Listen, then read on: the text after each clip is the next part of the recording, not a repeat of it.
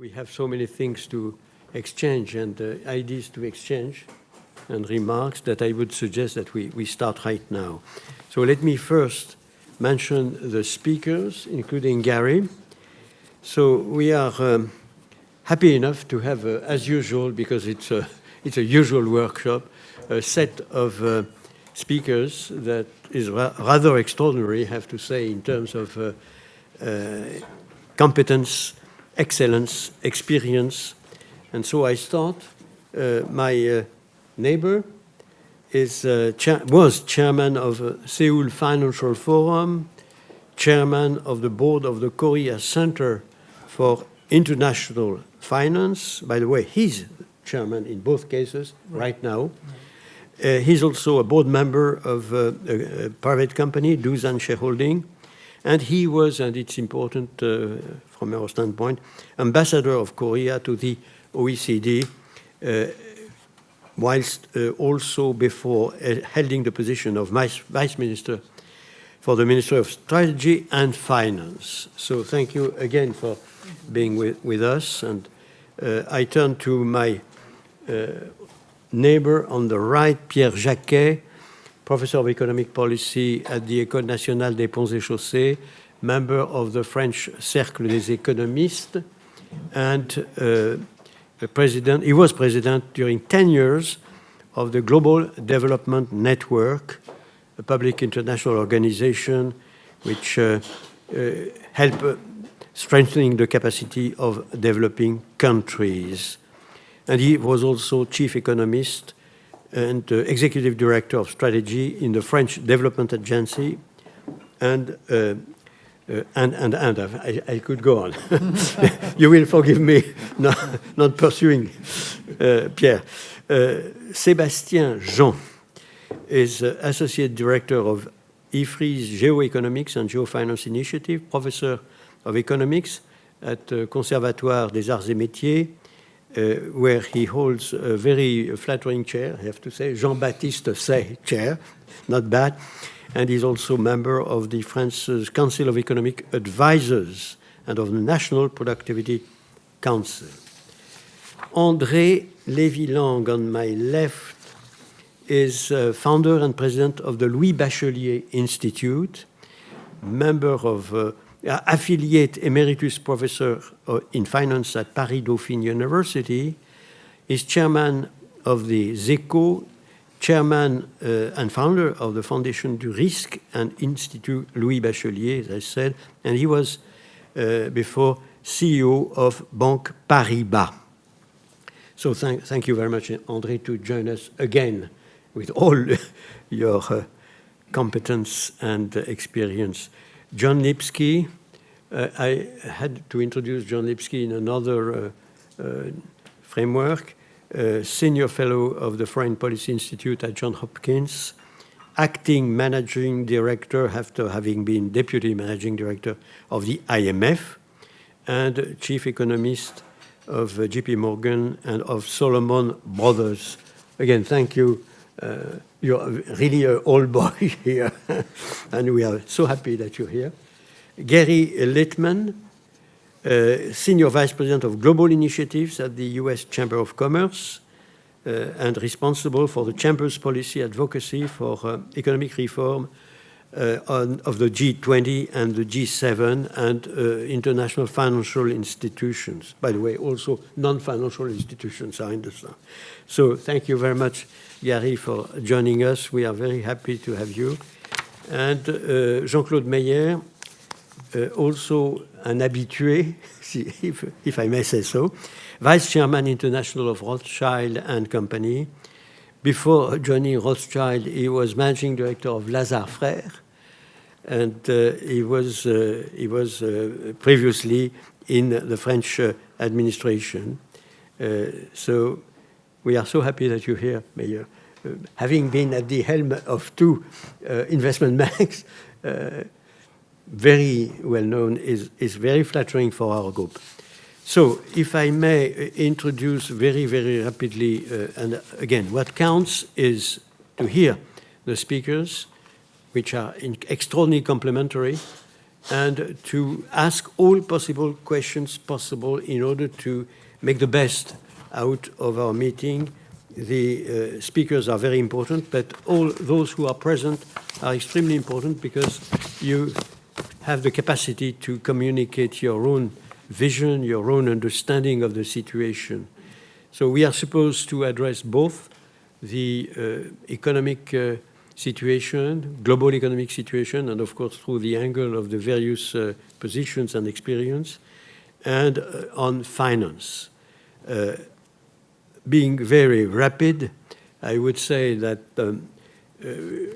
first on the global economy, I observe that there is some kind of, before Trump, some kind of slowing down of the global economy with a difference which is quite substantial between what was foreseen by the IMF and observed by the IMF during the past and foreseen for the medium-term future. I see a difference in terms of yearly growth, which is not negligible, 0.5%. The international financial institutions, I think that there is very much an agreement between the various financial institutions, 3.2% global growth for the medium-term future, 3.7% for the past, before COVID, of course. So all that taken into account, there are reasons for that. And again, geopolitical tensions, the hedging of the very long value chain, the green transition, and until now, some disappointment in the total factor productivity, apart from the US, where perhaps the various elements to explain why we have a rather disappointing projection. But whether it will be true, whether we will observe a jump in productivity in all economies is to be seen. Until now, we have this rather, I would say, mediocre projection. I would also mention that before Trump, the international financial institutions were mentioning as possible downside risk at the global level, tariff and trade policy uncertainty. Before Trump, there was already this surge of protectionism and the hedging post-COVID, but also taking into account the geostrategic difficulties that we are observing. So we had this, of course, amplified by Trump. We had lower migration, taking into account before Trump the populism surge in practically all economies, mainly, of course, advanced economy. And that, of course, was creating a downside risk, a very important downside risk, by the way, in some countries. And it was not excluded that we could have some kind of global financial conditions tightening, mainly due perhaps to hiccups in the disinflationary process and in the monetary policy. And there was, of course, conflict escalation and materialization of the geostrategic risk also listed. I have to say that I mentioned 4 possible downside risks, and all 3 of them might be amplified by the new US administration, has to be checked, and we will discuss that. One seems to be less likely, maybe if I stick to the rhetoric. Trump is not a war enthusiast and looks like being very dedicated to appease the zone of conflict and tensions. I don't know whether this is pure rhetoric or whether it is more serious, but clearly I cannot list conflict escalation as part of the present projection of the policy of Trump. So I will stop there. It's only to have some kind of paysage that we can, of course, have in mind. And I don't want to be much more precise. It seems to me that we have what we need. Now, if I sum up the positives and the negatives for the world economy after Trump election, I would say Positives first. Obviously, perhaps, confidence up, significant deregulation, significant corporate tax alleviation, budget expansion, abandonment of the Paris Green Deal. You can maybe see to my own rhetoric, the tune, that I am not necessarily in line with all those elements that are listed, but obviously it might appear short-term positive, short-term. Long-term positive, I would list total factor productivity push, corporate investment, financing of innovation, so going even further in the direction which is already indicated by the US, and displayed strategy to end present wars and prevent new wars, settling geostrategic difficulty. I think that that has to be listed as a long-term positive. Now, short-term negative, higher tariffs and trade barriers, higher inflation, higher level of real and nominal interest rates as a consequence, perhaps, less immigration, massively less immigration, that will have a negative impact, short-term, and trade wars, perhaps, not only with China and with Europe, but also with the French in Mexico and Canada. That obviously has to be listed in the short-term negatives, in my opinion.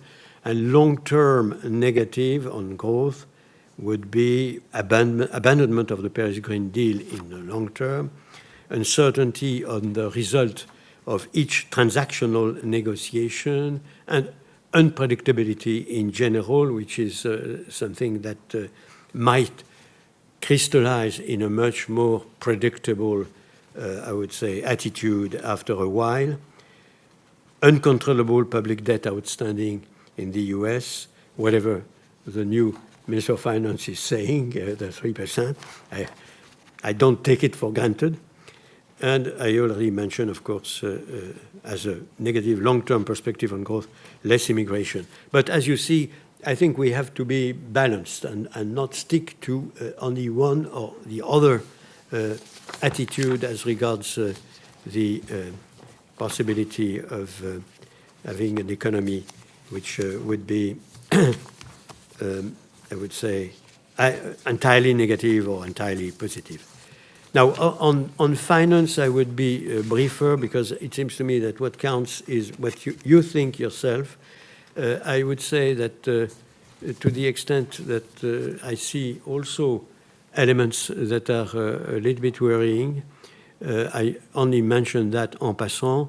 We have a level of overall outstanding debt, public debt, which is higher today than it was the case before Lehman Brothers. So we have to take that into account. We have an indicator, which was considered an important indicator at the moment of the explosion of the great financial crisis. And it was not the only cause of the financial crisis. We had a number of other causes, and particularly the weakness of the prudentials in general, banks prudential, and also benign neglect as regards all the financial sector.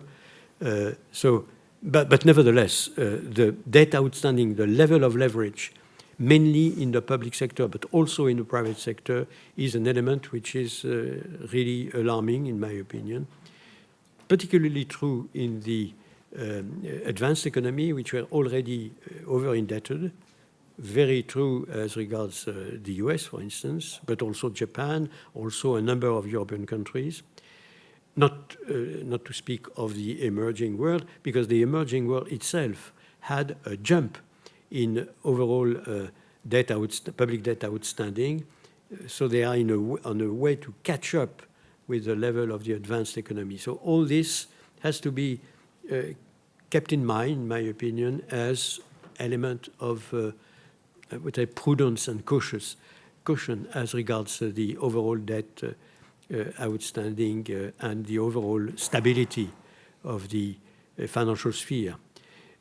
I mentioned on the other side of the equation the fact that the Financial Stability Board has been quite active in having new prudentials. For the banks, it seems to me that we can really consider that the banks are in a much more stable position, provided, of course, the rules are respected. We could have the experience of the regional banks in the US demonstrating that if you don't go by the rule, you can be very vulnerable, and it was the case.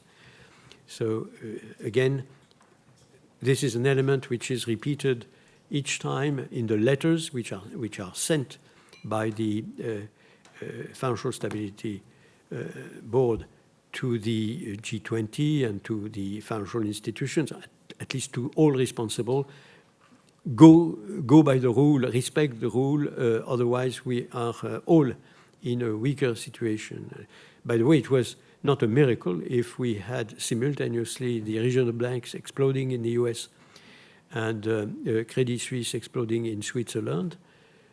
The rapidity of the reaction and the boldness of the reaction of the authorities was incredible, frankly speaking, in comparison with what was foreseen theoretically in such cases.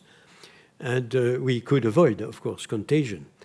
But it called for extremely rapid, extraordinarily bold decisions taken by the Fed, by the Treasury, by the Swiss authorities.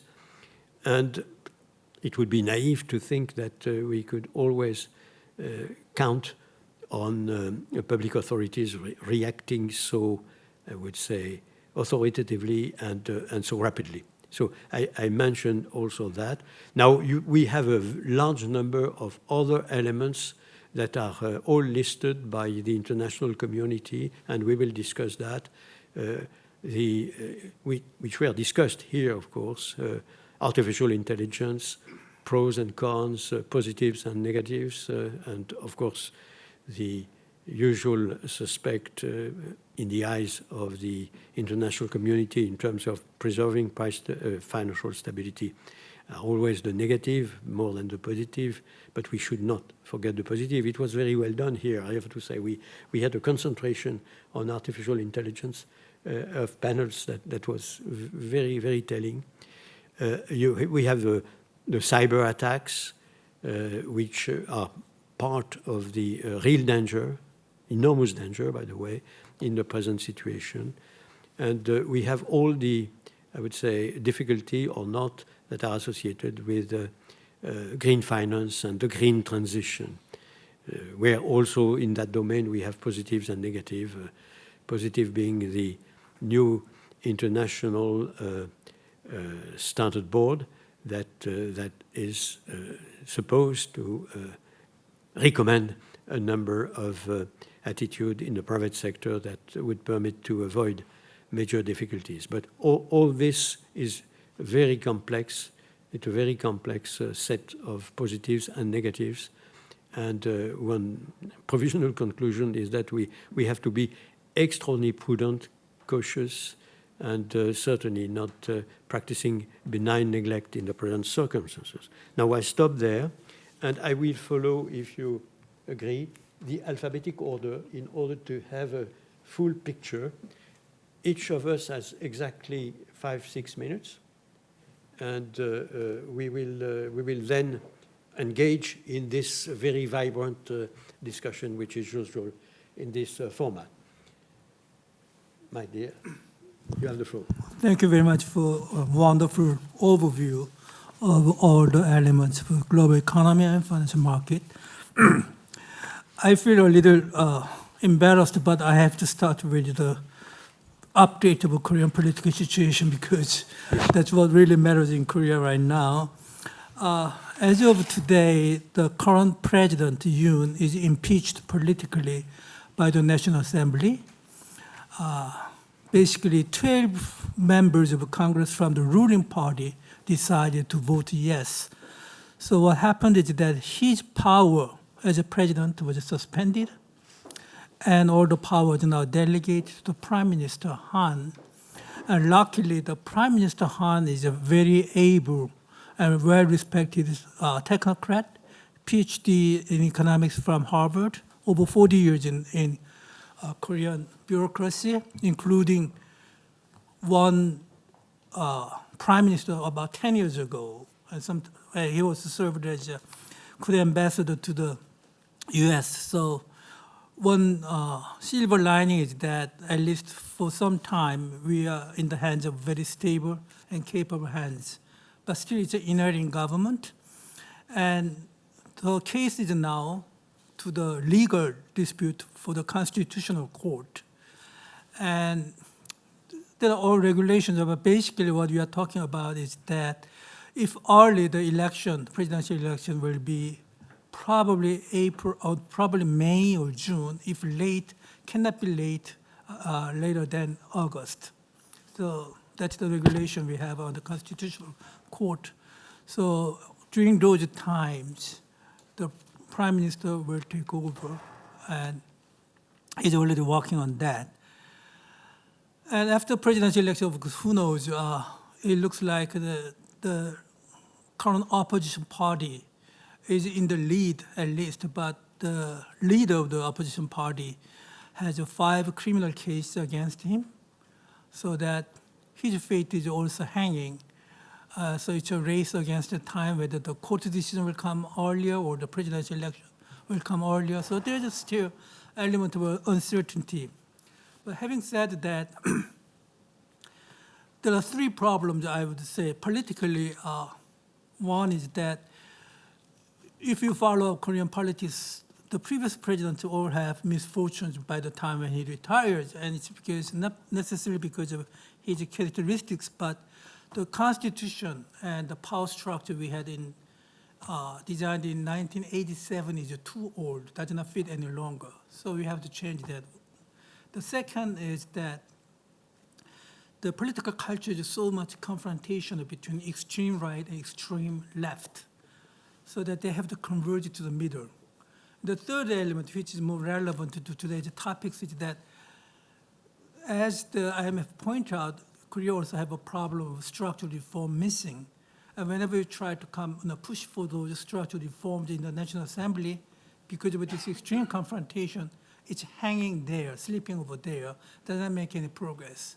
And I'm afraid for at least until the next presidential election, probably we cannot make much progress in structural reform because it's a caretaker government.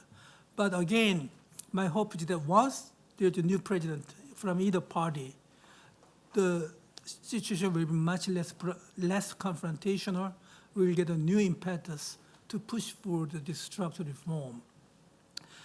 Korea's economy, we believe that this year probably will grow like 1.9%.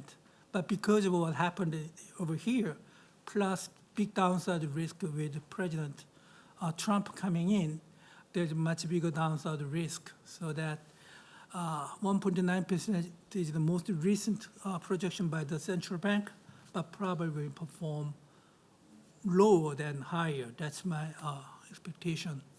For the President Trump, we found ourselves particularly vulnerable in 3 ways.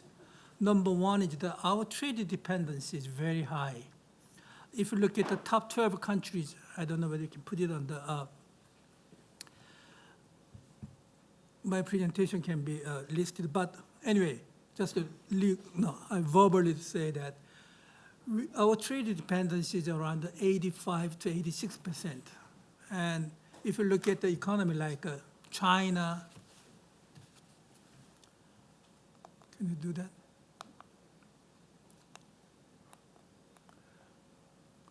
This is Trump 2.0, but it's too far to read. But anyway, I just explained that trade dependency is much higher in Korea, with around 85, 86%, and probably Germany is the only one among the top 12 countries. So that anything about that can hurt the trade regime, predictable rules-based regime, can hurt Korea much severely. Plus, at the current economy-wise, export is the sector that pulls the economy forward. The domestic demand is very low, actually coming up with a negative for the last couple of quarters. So this makes Korea very vulnerable when Mr. Trump comes in. The second part is that that also makes Korea more vulnerable than other countries is that we are caught between U.S. and China. Our trade, basically, in terms of the share, Sorry. is it already 6 minutes? So, no. It's a mistake. Basically, China is the country we economically rely on, like 25%, 26%. But recently, after the coronavirus and China's slump, now it changed. Now, U.S. is emerged as the largest trade partner and closely followed by China. What's more interesting is that we already have big surplus against China, but now last year we had a negative. Our current account is negative against China, while our surplus with the U.S. is increasing very fast. Last year we had something like a 44 billion surplus, which I don't think Mr. Trump would like it, because in the Trump 1.0, 1.1, our trade surplus was just 1/3 of that. Still, we have to revise the Korea-U.S. FTA trade. So with this much, I'm sure there will be a big pressure. And just like Madame Lagarde said, we are willing to buy energies, LNGs, all those stuff to reduce it. But on the other hand, what's interesting is that in terms of the FDI to the U.S., believe it or not, Korea emerged as the largest investor in the U.S. for the last 3 years, mainly attracted by this CHIPS Act and IRA Act. For the last 3 years altogether, Korea occupied 32% of FDI triggered by IRA and CHIPS Act, so that we can create a lot of jobs. But on the other hand, all these benefits promised by IRA is now up in the air. So it probably requires a lot of lobbying, because many of those money goes to the state where the Republican is dominating. So there's a lot of negotiation to do. Now, between China and of course, the U.S., we have 3 plants, chips plant, one by Samsung, the other 2 by Hynix, operating in China, and including direct export, 30% of our chips is being sold to China. And now U.S. is putting brakes on in terms of you cannot export the high-end product while China keeps pushing us to provide them with the high-end. So we are also caught in between. So in that sense, Korea is more vulnerable than other countries. I mean, many countries are caught between China and the U.S., but for us, they are like 20%. And very much in the middle, we found ourselves. But the biggest concern is basically on the security side, because one of the things Mr. Trump has done is that he appointed Mr. Alex Wong as a Deputy National Security Advisor. You might not know him, but he was the guy who actually worked on all this Hanoi deal, the meeting with the North Korean leaders. So he knows all of the stuff. And the reason he appointed him is, I guess, sending some signal that he's also interested to meet his dear Mr. Rocky Man sometime down the road. So that's our biggest worry, because it's good if he was able to bring him down to the negotiation table, but we hope he can do that only with close consultation with Korea, and that makes Korea more vulnerable at this point of time, because when he's inaugurated in January, we have no president. We have only prime minister caretaker. And by the time we have a president, we will miss already 4 or 5 months. And I think yesterday, the former House Speaker said to talk to Mr. Trump, and really we have nobody to talk to, at least for the first 4 or 5 months. So that's also worrisome. And Mr. Trump is known as very much,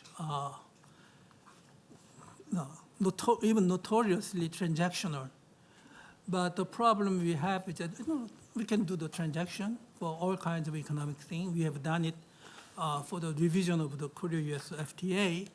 We are ready to do that, but the last thing we would like to see is that if he tried to use security leverage against the economic concession.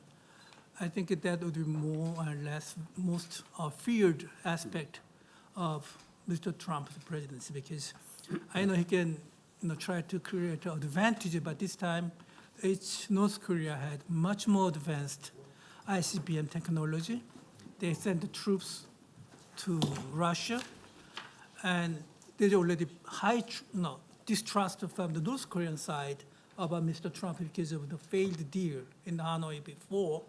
So when you put all these things combined, it's very important to push your agenda is one thing, to the transactions is one thing, but to do it with North Korea, with security concern, you gotta be very careful. I don't know how much careful he might be, so that's another concern. Thank you very much, Mr. Chairman. I'm afraid that this time, so you'll have to respond to a lot of questions, okay, I'm sure. I'll do that. And Thank you very much. give you a little more time, because clearly we are in the world, in one of the regions which is the most geostrategically tense, if I may, and you were very eloquent on that. So you will go on in maybe in 2 more minutes? Yeah. Okay. No, not two. No. Okay, I'll stop it now. 30 seconds if you have a last message. Okay, another worry is that what next after Mr. Trump? Whether this tendency of U.S. looking inward will going to continue. That's another question we have. And for the financial market, I think the Korean financial market is still stable. In terms of the government debt, it's 53%. In terms of foreign debt, compared short-term debt to our reserve is like 35%. So despite all these things, the financial market is very stable. And just another thing I want to mention at the last is the cybersecurity stuff. 1.5 million attempts from the North Korea per day for cyber hacking. So cyber hacking is a very, very dangerous thing, but particularly in the Korean context, because we have North Korea up there, it's unbelievable. And that means we are very careful. We invest a lot in terms of the cyber security. So let me stop there. Thank you very much. Thank you very, very much, Mr. Chairman. And again, thank you for enlightening us on this very, I would say, tense region, and all the fear that you have with the new administration in the U.S., when, of course, it is totally contradictory with the idea of establishing peace and tension lowered everywhere. But thank you very much. Pierre Jacquet, you have the floor. Thank you very much. Can I ask for the remote control box? Yeah. Thank you very much. So I'd like to focus on what I would call longer-term issues and echo what Jon Kantalem mentioned this morning about productivity. And I have 2 slides that I would like to show. I hope they will come on the screen. Coming soon.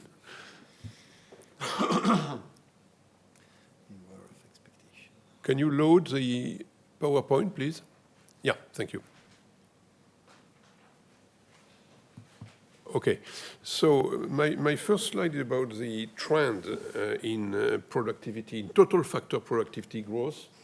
And I have represented on this graph the Euro area, which is a red curve, the United States, the blue curve, and developing countries, the green curves. And this starts in 1952 up to 2024, and the data are from the Conference Board Total Economy database. So you immediately see the problems that we are facing, long-term decline in productivity, certainly very dramatic for the EU, deception from emerging countries. The green curve is going back down, and total productivity growth is now growing at a negative rate in developing countries. And the only good news in the world right now comes from the United States. Well, there has been a long-term decline, but there has been stability in total factor productivity growth since the mid-1980s. So it seems to me that it is something that we should always have in mind when we discuss the economic prospects, because this is the basis of future growth, at least in the long term. My second slide, and I don't know whether you'll be able to read the figures, but I wanted to show what growth accounting leads to. And I have represented 3 periods, average over the period, 1990, 2008, 2009, 2022, and finally, the last 2 years, 23, 24. And I have looked at the contributions to growth of capital investment, labor contribution, and total factor productivity, with the added detail that the investment is distributed between ICT investment and non-ICT investment, and labor is decomposed into labor quantity and labor quality. So the main, I won't comment everything there, and I am happy to leave that the data with all of you. The main things that appear on that table is, of course, again, negative TFP growth, especially for France, Germany, and the UK. The US stands out, and Japan comes back in terms of total productivity increases over the recent period. China is still having a substantial rate of total factor productivity growth, but this has been declining. A major country that comes out is India, so that's quite interesting. It's in the India line, with productivity, total factor productivity growth of 2.76% per year over the last 2 years, so that's quite interesting. Whether that will continue is, of course, an open question. So how do we deal with this? In countries, especially in Europe, in which we have aging, plus debates about retirement, so the contribution of labor will be reduced to labor quality, but we cannot go on increasing labor quality like this every year. Investment, we need, of course, much more investment, and I'll come back to that, especially from the public side, because there are a number of constraints. So what remains is total factor productivity, and it's very substantially negative. So we need a lot of policy directed to creating the environment for higher productivity growth. And that basically means the organization of markets, the education and research, and innovation systems. And that comes at a time in which the contours of the future growth have to be in line with the transition, energy transition and the green transition. So we need a lot of investment in research, and that comes at a time in which we don't have much fiscal space. So the big issue now for Europe is how to organize public policy with that in mind. And what worries me, and like you, Jean-Claude, I'm very worried about financial stability and fiscal issues. At the same time, I think that portraying the fiscal problem in Europe only by looking at the debt ratio and the public deficit is wrong. We need to find a long-term discipline track that allows to invest. And that is something that is not in the current debate. So I put it on the table, and I'm not arguing for relaxing fiscal policy. I'm arguing for the quality of public spending, and for me that includes today a very substantial effort in public investment. So I'm going back to the Draghi report, which I think made that recommendation, and I hope we can heed that recommendation in Europe. The current debate doesn't make much room for that, and that is my major worry today. And I will stop there. Thank you. Thank you very much, Pierre. We will certainly have a discussion on what should be done. The paradox of the European is that they have a saving surplus, current account permanently, I'm speaking of Europe as a whole, permanently positive, much more positive than in the US, which is negative. And so we should be able, indeed, to utilize in appropriate investment our surplus of savings, which we do not do. So we have to reflect both on perhaps optimizing our public spendings, but also optimizing our private spendings, which is very, very abnormal. But thank you very much indeed, Pierre. So I turn to the next speaker, Monsieur Jean, autrement dit Sébastien. Sébastien, vous avez le floor. Thank you, Mr. Chairman. So I'll be happy to come back to these issues of saving surplus and investment in Europe. They are key, I guess. But I thought, as a matter of introducing our discussions today, I might share a few thoughts about what is coming with the new Trump administration. The first keyword, I think, with Trump is almost by definition uncertainty. I mean, he boasts about being unpredictable.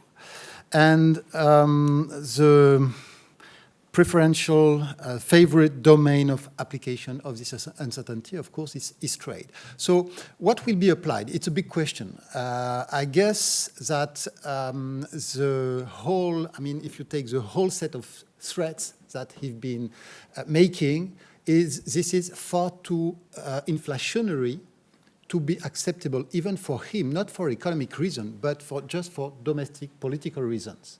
So my take is that certainly he will use tariffs, he will do something, but certainly not all what he threatened to do, which leaves us, of course, with quite a big, large uncertainty.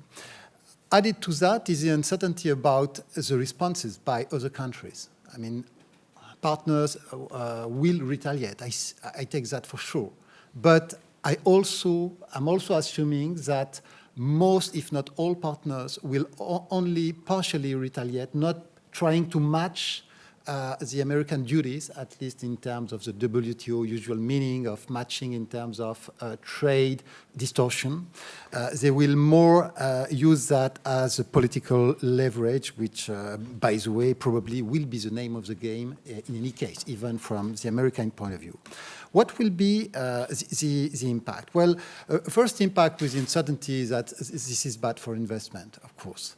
So, and by the way, uncertainty will also concern the impact on the energy markets because of this, the program and all this program of deregulation on the US market. I mean, it's a big question mark. There will be also, I guess, an impact which will be weakening the international multilateral trading system at a time where trade tensions are already high. By the way, this year, trade defense instrument, anti-dumping mainly, by emerging economies against Chinese imports was almost double the number raised in 2023. It does not mean that it's too early to take it as a long-term trend because there's a lot of year-on-year variability. But I think it's an interesting indicator of the degree of tension already on world markets, in particular on manufacturing goods world markets. But I think another important dimension to take into account is that while Trump is better prepared than he was for his first mandate, he's also prepared regarding his objective. He's also, he will be taking office in a world where I think there is much willingness to remain open by third countries. We've been witnessing in recent years that something like between 5 and 7 trade agreements are signed and enforced a year, including important agreements like recently RCEP, like CPTPP and the accession discussions, like innovative agreement like ACCTS, etc. So there is also a willingness of partnerships, a willingness by businesses to adapt as well. I think part of the impact might be as well to have increasingly the US as an outlier in world trade and in world economics. in a context where, by the way, as well, for all the speech about regionalization, when you look at trade data, there is no regionalization. Actually, the average distance in trade is increasing slightly in recent years, not decreasing, okay? So this situation where the US might be increasingly isolated, I think also raises interesting questions in terms of exchange rates. At a time where we hear the incoming Scott Bessent, the next finance minister, actually, for the US, saying that he would like to depreciate the value of the dollar, while everything in Trump's program, a priori, seems to be announcing more inflation and probably a higher dollar. So what will be the impact? I think it's really puzzling, and that's also a big source of uncertainty. We're not in 1985 anymore. And I think nobody believes that just by the magic of a few words and signing a few accords, they would bring down the dollar, even though perhaps they could try and convince the Chinese to manage a bit differently their currency. So that's probably also a big source of uncertainty, possibly a risk of shocks as well, depending on the way they handle these matters. I mean, that's a dangerous, somehow inflammatory matter with a lot of risk for emerging countries, by the way, because the ripple effects might be large in a context where many countries are highly indebted in dollars. So I think this is also a big challenge. Because we were asked to be short, I'll conclude here with just a few words about the fact that we need to respond with improved coordination and coordination on trade, on financial matters as well, recognizing, I think, in doing so, what is a bit new and special in the present era, in the present times, namely the need, the political need, and perhaps actual need of economic security and policies to deliver on that respect, and most of all, the need to engage serious and more quickly in climate transitions and the policies to do so. So that must be key if we want to update the kind of agreement and coordination devices we are living with. Sorry. Thank you very much for your concision and for, I would say, mentioning the exchange rate as a possible discussion between us, because it's, I trust, a very important one indeed. Thank you. I turn to André. You have the floor. I'll make a brief presentation on some research we did at the Louis Bachelier Institute on what we call the intermingling of geostrategy, geopolitics, and finance, its consequences and where it's going. Of course, the sanctions were applied by using the dollar, and it was applied to banks, because banks who used the dollar in any way could face very heavy fines, which in some cases could go all the way to making the bank insolvent. Even the Chinese banks have been very careful not to use the dollar. The second aspect of the sanctions was on the financial infrastructures. The main one which is affected, is SWIFT. And of course, China and India and Russia have tried to create systems which go around SWIFT. So one of the, what made that possible, which is that the dollar remained by far the main trade instrument, with money would be used in trade. The efforts of China to use the renminbi indeed limited to some extent the use of the dollar.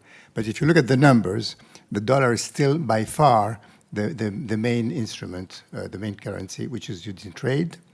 In the same way, in capital markets, the US capital markets today represent in volume the same amount as the sum of the 10 next capital markets in the world.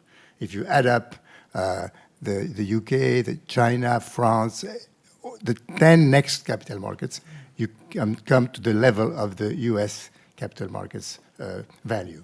So the US remains a leading financial power, and this is going to last for some time. So we look at the trends. Well, of course, in the central bank reserves, the gold is increasing. There is a small portion of euros which is maintained. Still, again, the dollar is the number one reserve in central banks, even if it's slightly less than in the past. So the consequences of the sanctions will be felt in the structure of trade, as Sébastien Jean mentioned. Of course, the new channels which have been developed over the time to get around the sanctions are operating very well. We know about that. It's true in oil and gas. It's true in components, in almost every area. We have new channels of trade which has been developing. Now, as again Sébastien mentioned in his presentation yesterday, there is no such thing as deglobalization. There is a change in the volume of trade, in the channels of trade, but the overall volume of international trade has not been dramatically reduced. So the conclusion of this analysis was that the US remains the leading it is obvious, but it's been substantiated by the numbers, remains the leading financial power in the world by a long distance, considering the rest of it. And the dollar will remain as the main tool of geopolitics for the US. I was very brief, let me make a quick mention of the euro. The euro is still an important currency. There have been two reports I would like to mention, which were published over the last 2 months. One by Mario Draghi, which very few people have read, certainly not the politicians, where he stressed that there is a huge amount of savings in Europe, which should be mobilized by European bond issues. It's an unlikely event, but it would change the picture dramatically if it happens. There is also a report by Christian Noyer, formerly of the Banque de France, on the capital markets in Europe. And again, there is a lot of work to be done, which is not being done right now, to make to unify the capital markets in Europe and to take advantage of the still important position of the euro. This could happen. It's unlikely in the short term, but it could change the picture slightly. Thank you. Thank you very much indeed, André. Again, you are alluding to issues that we will discuss, it seems to me, notably the reserve assets and the size of capital market. John Lipsky has the floor. Thank you. Thank you very much, Jean-Claude. It's a pleasure to participate in this workshop again. I have, there they are, some slides, some simple slides, but I thought that perhaps I could give some illustration of a topic that has been recurring in these sessions, and that is the interaction between productivity growth and prospects for improvement through technology or other aspects. And of course, one of the factors that has been referenced repeatedly is the relatively good performance of the US economy in terms of growth of total factor productivity. And here we see a simple graph showing total factor productivity increases from 1950 to 2023. This is cumulative, of course. But the important thing is, if you can see, the last little bit shows positive performance post-COVID. So the response to the dramatic changes or the dramatic shutdown in the economy, the spiking of unemployment rates, has been reversed and produced a new acceleration in productivity gains, which was not expected and differentiates the U.S. from all other major advanced economies. What lies behind this? Well, part of it is straightforward. Here we see the increase in capital spending by non-financial corporations.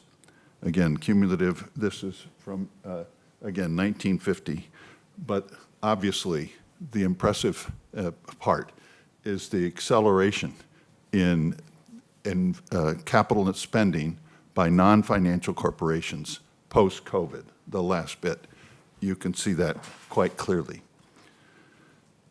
And what is causing that, or what lies behind that?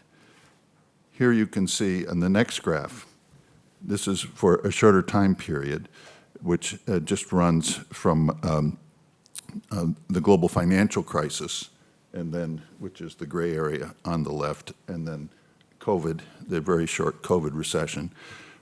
This is business investment in, let's call it tech, in high tech. Technically, it's fixed private investment in intellectual property products, research and development, business manufacturing, semiconductors, and other assorted things. This you can find in the very excellent and easy to use St. Louis Federal Reserve Bank's so-called FRED database, which I've shown here. So once again, what you can see very clearly is one of the important aspects of this acceleration in capital spending has been in tech. But there's another aspect that is extremely notable, and I think quite unexpected and quite differentiating, and this is the growth in new business formation in the U.S. And what you can see is it's absolutely skyrocketed post-COVID, something that was not anticipated, and again, absolutely differentiates the U.S. economy, not only from its recent performance, but the performance of any other advanced economy. What's going on? Well, there's one other aspect that is also notable that I think we all recognize, but seemingly haven't incorporated much into our analysis, and that is work from home as a signal of changes in the way the economy is working. Oops, it didn't go? Sorry, there we are. This is a chart produced by my friend Nick Bloom, professor at Stanford, who is essentially the world expert on work from home. What it shows you is pre-COVID, what this is graphing is U.S. full days work from home as a percentage of the total work. What it shows is pre-COVID, about 6% of U.S. work days would be classified as work from home. At its peak, it reached about 60%. But the surprise is so far it has stabilized at around 25%. In other words, on average, the average worker in the U.S. is working one day or a little bit more than one day from home, which is a rather astonishing change in business behavior and in workforce behavior in just a matter of a couple of years. Now, we'll see if this is sustained or not sustained, but if you, here's another chart produced by Nick that shows the new patent applications related to technology producing that is designed to support work from home. And you can see it also is accelerating, suggesting that plans are afoot to make this rather permanent. What's the message? It seems to me the message is uncertain, but strikes me as relatively straightforward. There's been an unusual amount of flexibility shown post-COVID in the U.S. economy, a confluence of events. I suspect I don't have, there's no academic research yet that would examine this. My suspicion has been that especially in Europe, dealing with the COVID shutdowns, there was support given to companies to maintain linkage with their workers, with the idea, well-intentioned idea, and certainly justifiable idea, that workers should feel like they had retained their connection with their workplace to give them confidence that when COVID receded and the economy started up, they would have their previous employment. That didn't exist in the US to anywhere near the same degree. And in fact, what it seems to have been associated with was an opportunity to re-scramble in many ways and take advantage of new technologies to change workforce behavior. Whether this is sustained or not, we shall have to see. But the indications are that it is, and that one has to presume that this jump in new business formation was associated with the recognition that new technologies allowed new businesses to produce better performance, and that the labor force flexibility was there to support those kind of changes. Last slide from Nick to show you some of the important behavioral changes that have been associated with this. Here we see use of golf courses. The blue shows you the 7 days of the week. Previously, there was a big peak on Saturday and Sunday, and now there has been a boom in golf, and it's evened out basically all 7 days of the week. Exactly, a kind of work from home. It's real business, you know? Yes, exactly, exactly. Thank you very much. Thank you very much indeed. I still have to understand how you could increase massively productivity per hour worked with the golf passion of your workers, but that's another story. So thank you very, very much indeed. It was fascinating. And I turn to Gary. Well, again, in the US. Yeah, thank you. I think I'm the only panelist who is not burdened by any economic knowledge or credentials. So I will simply convey, what we're hearing from companies working at the U.S. Chamber of Commerce for many years. And a lot of companies are extremely optimistic, especially when they speak in public, about what the new administration, and new Congress might bring, especially in terms of reducing regulations. But at the same time, in private, the mood, I think, reflects the uncertainty, and especially a sense that especially larger companies have to shift pretty quickly from the narrative of investing in energy transition, in climate, to investing in security and tech. And what John has demonstrated with numbers, indeed the investment in tech has been going on for some time, but now it's going to be the dominant narrative. Everybody's saying that they have a huge investment in mind, which basically will mean that investment in most other sectors will dry up. There's just not enough money. And when you go to conferences, meetings with companies with majors in high tech, they're talking about investing literally billions and billions a year in an arms race to be the first to develop the next model, the next version of AI, and look to capital markets. As Mr. Lévy-Lang said, we have huge capital market advantage. A lot of that is enormous valuation of the same 10 companies. Now, if you think about that, the way that these companies who define the next several years in our economic performance will monetize that investment, will show any returns, it's highly unclear unless, and people are talking about that a lot, they look at everything as another Manhattan project. But what that means is a Cold War scenario, thinking that it's very difficult to build a growth model for large companies, investing billions and billions in AI, if the government doesn't pay for it. Because the consumer ultimately, it's unclear whether the consumer will get a lot more money to pay for those enormous investments, especially the consumers playing golf, but not seeing a huge raise. So what I'm picking up is that companies are racing to develop enormous positions and being at the bleeding edge of compute power, if you will, regardless of whether they have a clear plan of producing returns on their investments.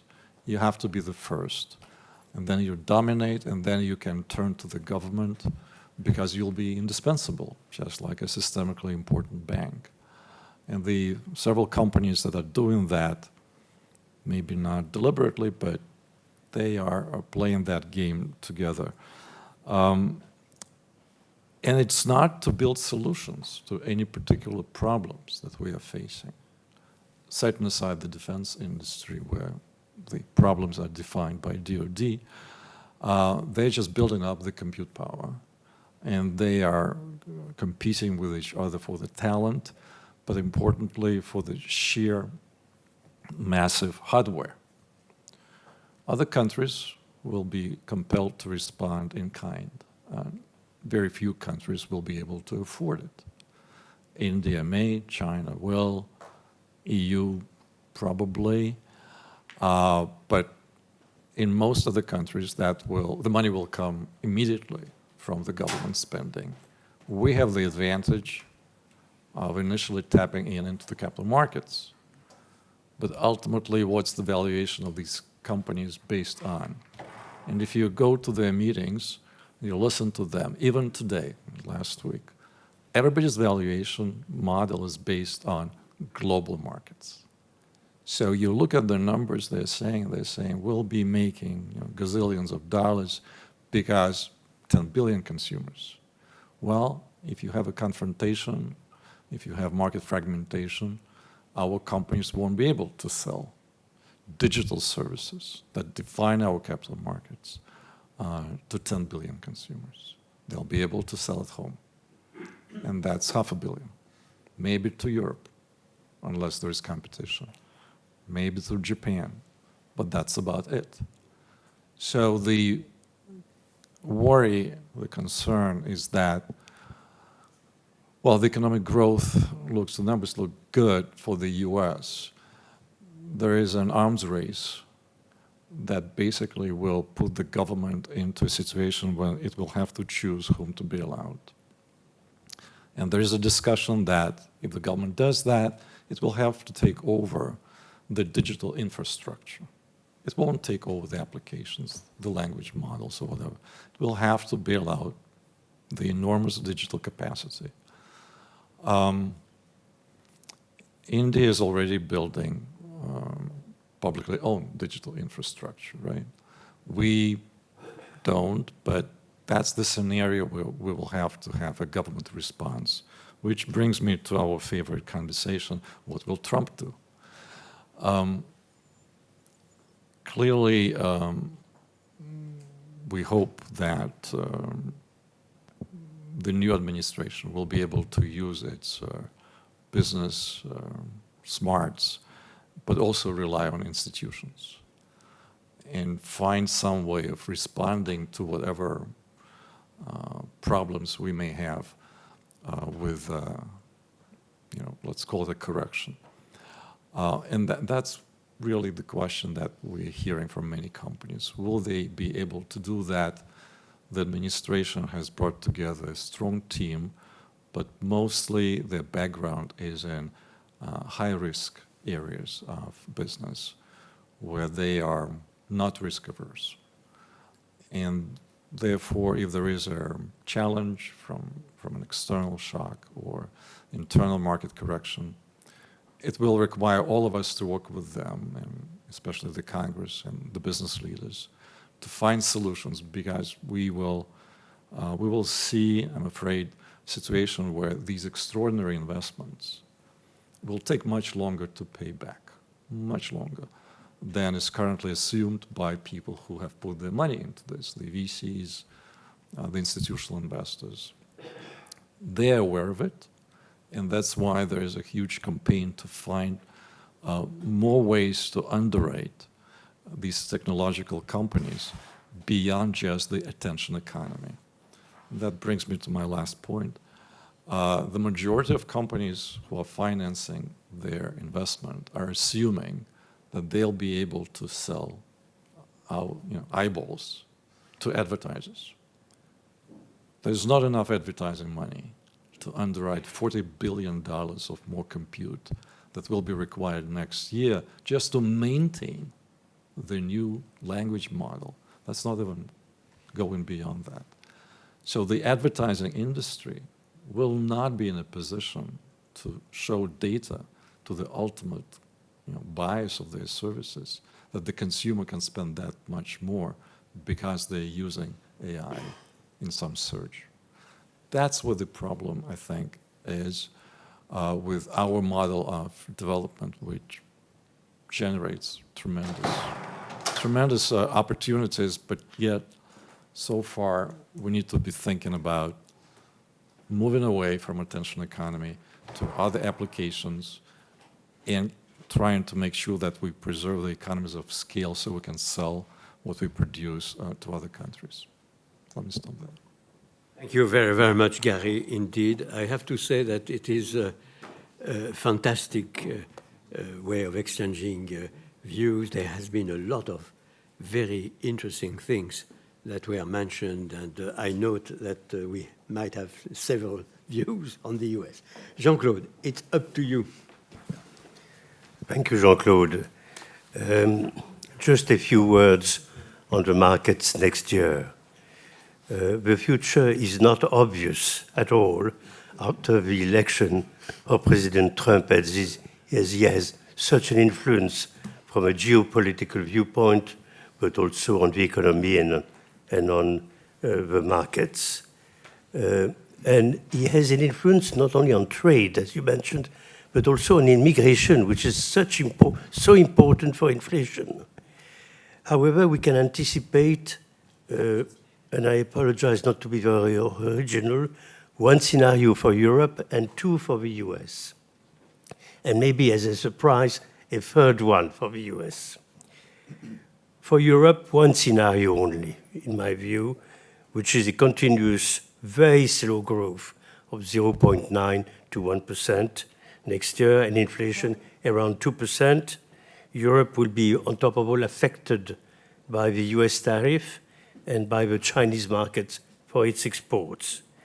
ECB will continue to cut rates after the deposit rate of 3% down to 2%, 1.5% maybe. And at the same time, the Fed will slow down the pace of interest rate cuts to a median rate of 3.5%, which will reinforce the dollar, which is very bad for the emerging countries, of course.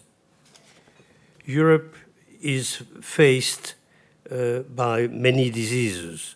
Economic growth in Europe has been only 1/3 of the US since the pandemic and is tarnished by the absence of capital markets unions, the aging workforce, a declining labor force, low productivity, lack of energy, low investments in technology, a missing true single market, and therefore the difference between the US and Europe will widen. In addition, Europe is faced with the risk of public debt, in France in particular. In brief, the outlook for Europe is rather dark, and the European stock markets, in spite of relatively good earnings per share, will remain dull and much less attractive than the US market, of course. In the US, we have two scenarios.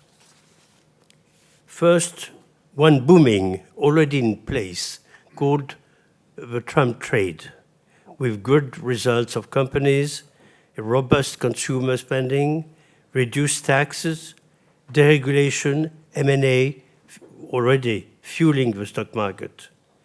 The US enjoy a growth of 3%, with an unemployment of 4.1% and an inflation of 2.7%, with the SSP having increased by 26% this year, with a strong dollar reinforced by the flow of hot money investing in the US. Growth next year should be around 2.4%, twice the Eurozone growth.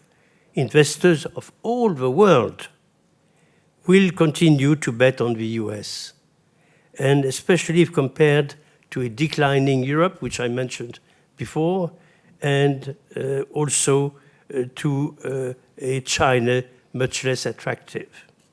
300 billion euros are invested from Europe each year in the US financial markets, particularly in the Magnificent Seven, which are worth $18,000 billion market cap, and which contribute to 50% of the US stock market gains. The market cap of the US represents 50% of the world market cap, 3 times the European market cap. And as we know, the US benefit of a large united consumer market, the contrary of Europe, high productivity in tech sector, financial resources, leadership in technologies, cheap energy. US labor productivity has grown by 30% since the 2008 financial crisis, more than 3 times the pace in the Eurozone and the UK. The productivity gap since a decade is reshaping the global economy. Now, the second scenario is at the opposite, is much less rosy, with a risk, very important, of resurgence of inflation next year. Yes, Fed is likely to cut its interest rates December 18th by a quarter point. But afterwards, because of Trump policy, a rebound of inflation is likely to happen because of restrictions on immigration and deportations, which will increase the wages. And because, of course, of higher trade tariffs and due to a huge trade deficit. These 3 factors, plus a low unemployment, will create an overheating, and therefore a slower easing cycle, if not later, an increase of interest rates in the US. Yields on 10 years treasuries are now up at 4.4% already. We can anticipate then a high debt, a stock market down, or at least bumpy, the end of the US soft landing, and a great instability. In addition to those scenarios, the level of global debt, public debt, is at $100 trillion, and the geopolitical risk increase the uncertainty and makes us, as Jean-Claude mentioned, more cautious, especially as a bad US scenario could contaminate the world economy in a vicious circle. But to conclude, what is likely to happen in the US is a third scenario, with a rather good beginning of Trump presidency, and then 6 months later, a more unstable and risky period. Thank you.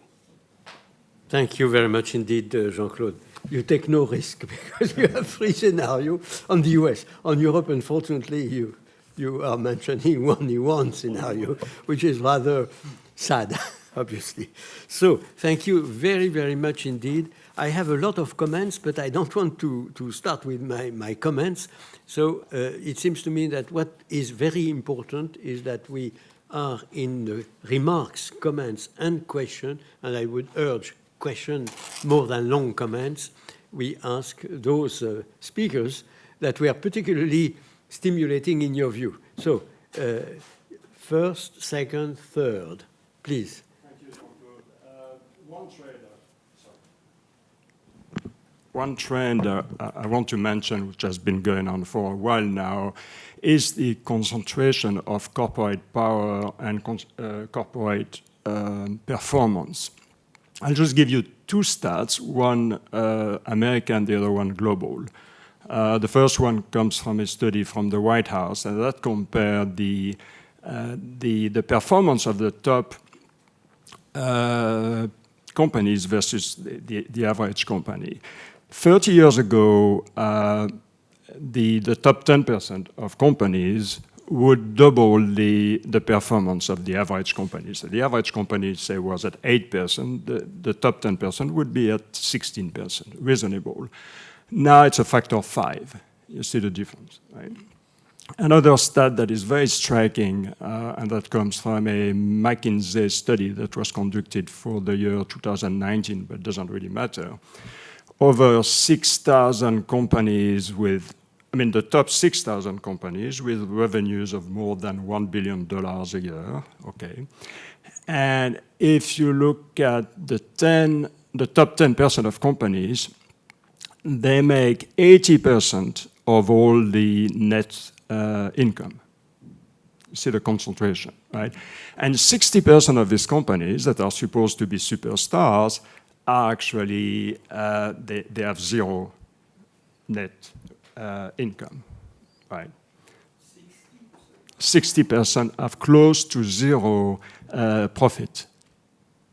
Of these big companies, huge discrepancies, and give you a sense of, and that's playing again in favor of the US. And the same thing could be said about patents and intellectual property and exports. You have 1% of companies generating 2/3 of the exports in the world. Huge concentration. I think that's something we should mention. Thank you very, very much indeed. Gabriel has the floor. Yeah, thank you, Jean-Claude. So many very interesting presentations. Thank you very much. There's one thing that keeps puzzling me. For example, in the charts that Pierre Jacquet showed, now we see negative TFP growth, and that is very hard to understand. So how can it be? I mean, and would that go away only if we have more investment? I mean, capital stock is in the production functions that are being estimated. So how can we understand negative TFP growth? And of course, one needs a little bit more complicated frameworks to see how that could work. And one argument that immediately comes to mind is that for some reason, the efficiency of factor allocation has deteriorated. So that is one source of we have capital stock and the human capital that we have produce less. And what could that be? Is it bureaucracy? Is it maybe, Sébastien has a different view, but is it maybe the decoupling or the de-risking that's happening, so that some gains from trade are being lost? Or is it, for Germany, for example, is it something that has to do with the terms of trade deterioration? So that imports have become much more expensive, but the export prices haven't gone up as much. It's something that's not captured in the models, but would that pop up? So I think we need, in Europe in particular, to understand better what's going on. And this, I would like to link that to the Draghi report, because there's one underlying assumption in the Draghi report, that is if we invest more, we will have more TFP growth. Now that is a good old argument that goes back to the Solo 1.0. The growth model that we all learn is the Solo 2.0, but the older one has embodied technical change. So the idea is that by investing into new machines, into new techniques, TFP growth is pushed forward.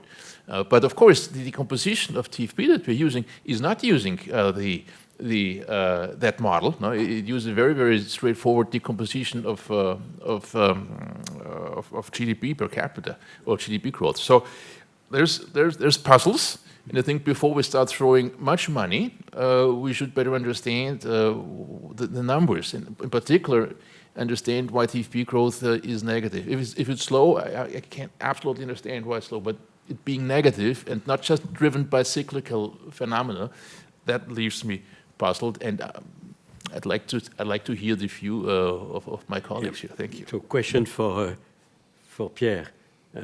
And I would echo very much Gabriel. And by the way, I could see, and that creates a little bit of uneasiness from my part, because I have the memory when we were saying TFP has been fantastic in all advanced economy, US and Europe, from 95 up to 2006. And then there has been, bizarrely, a stagnation which lasted long, or it does not appear in the figures we could see. There is no such difference. It's much more constant augmentation of TFP.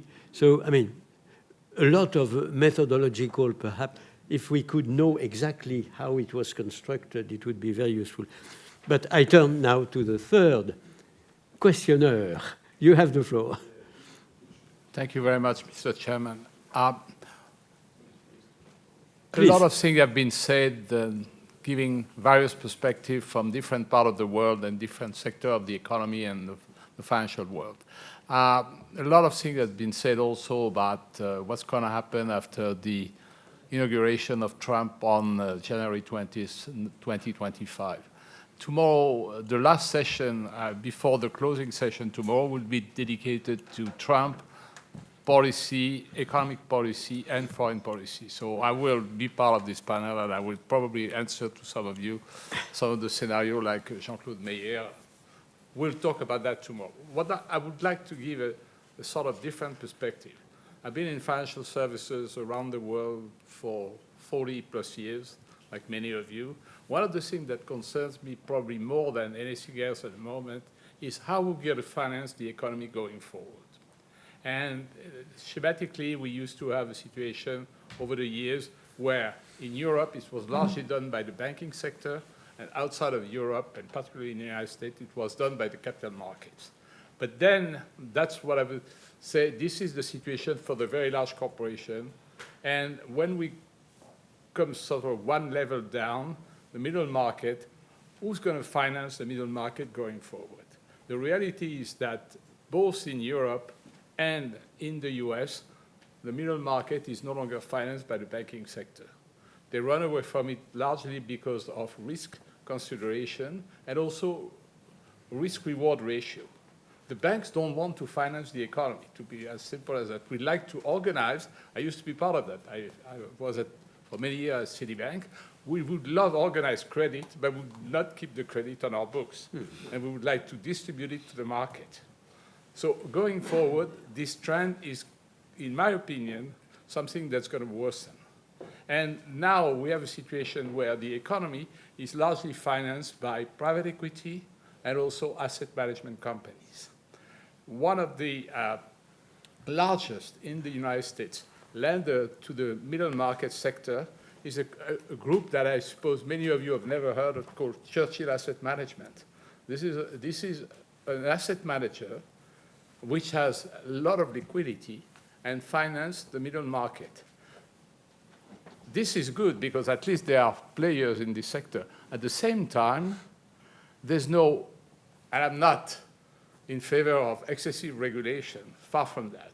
But I mean, this is a sector which is totally unregulated, that could potentially represent some significant risk. And you heard of this one, but I mean, other sectors of the economy, the shipping sectors, industrial sector are purely financed by private equity.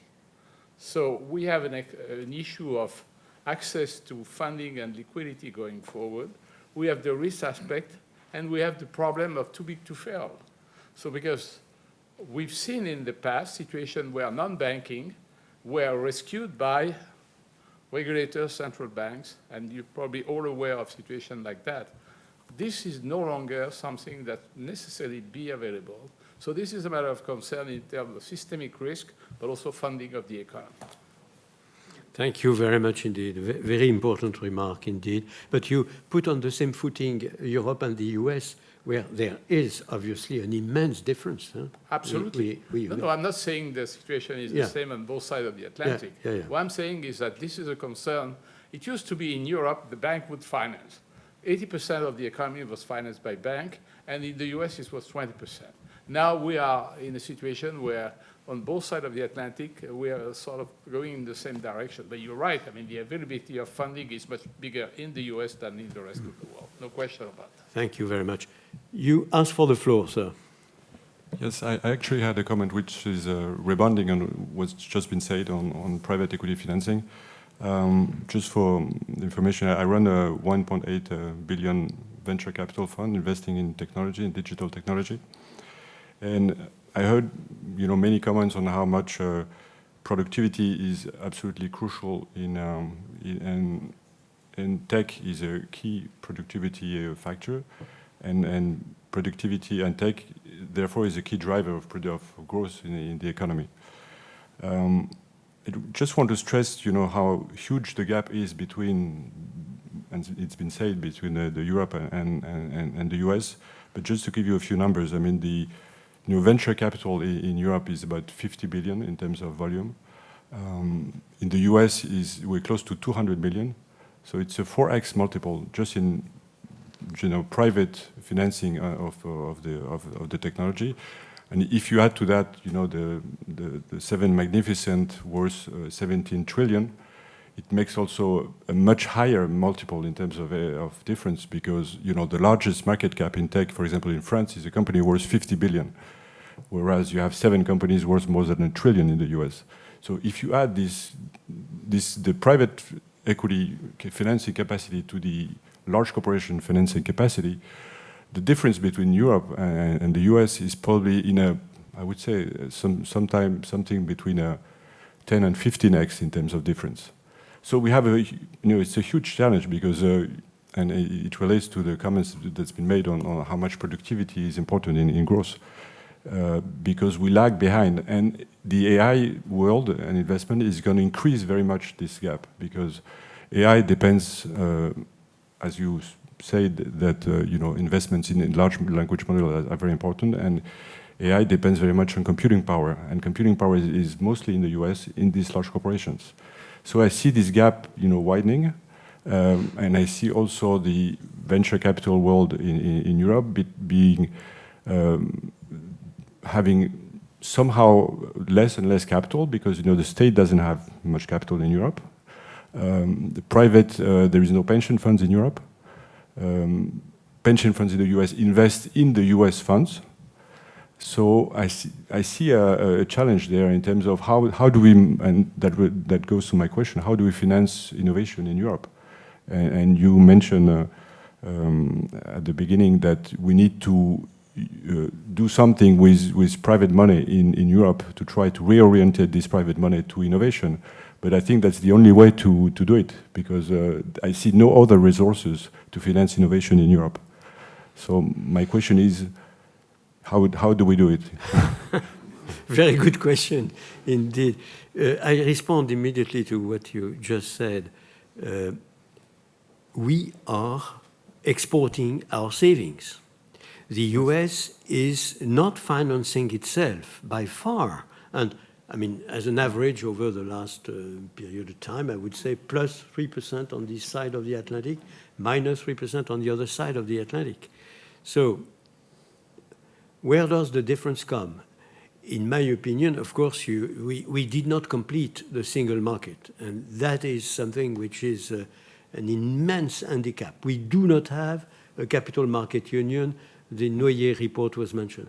We do not have a banking market union, which is the paradox of the paradox, because we created Europe for having a common market of goods and services. Then we said, no, common market does not suffice. Single market, real, achieved common market. And then we invented the single currency.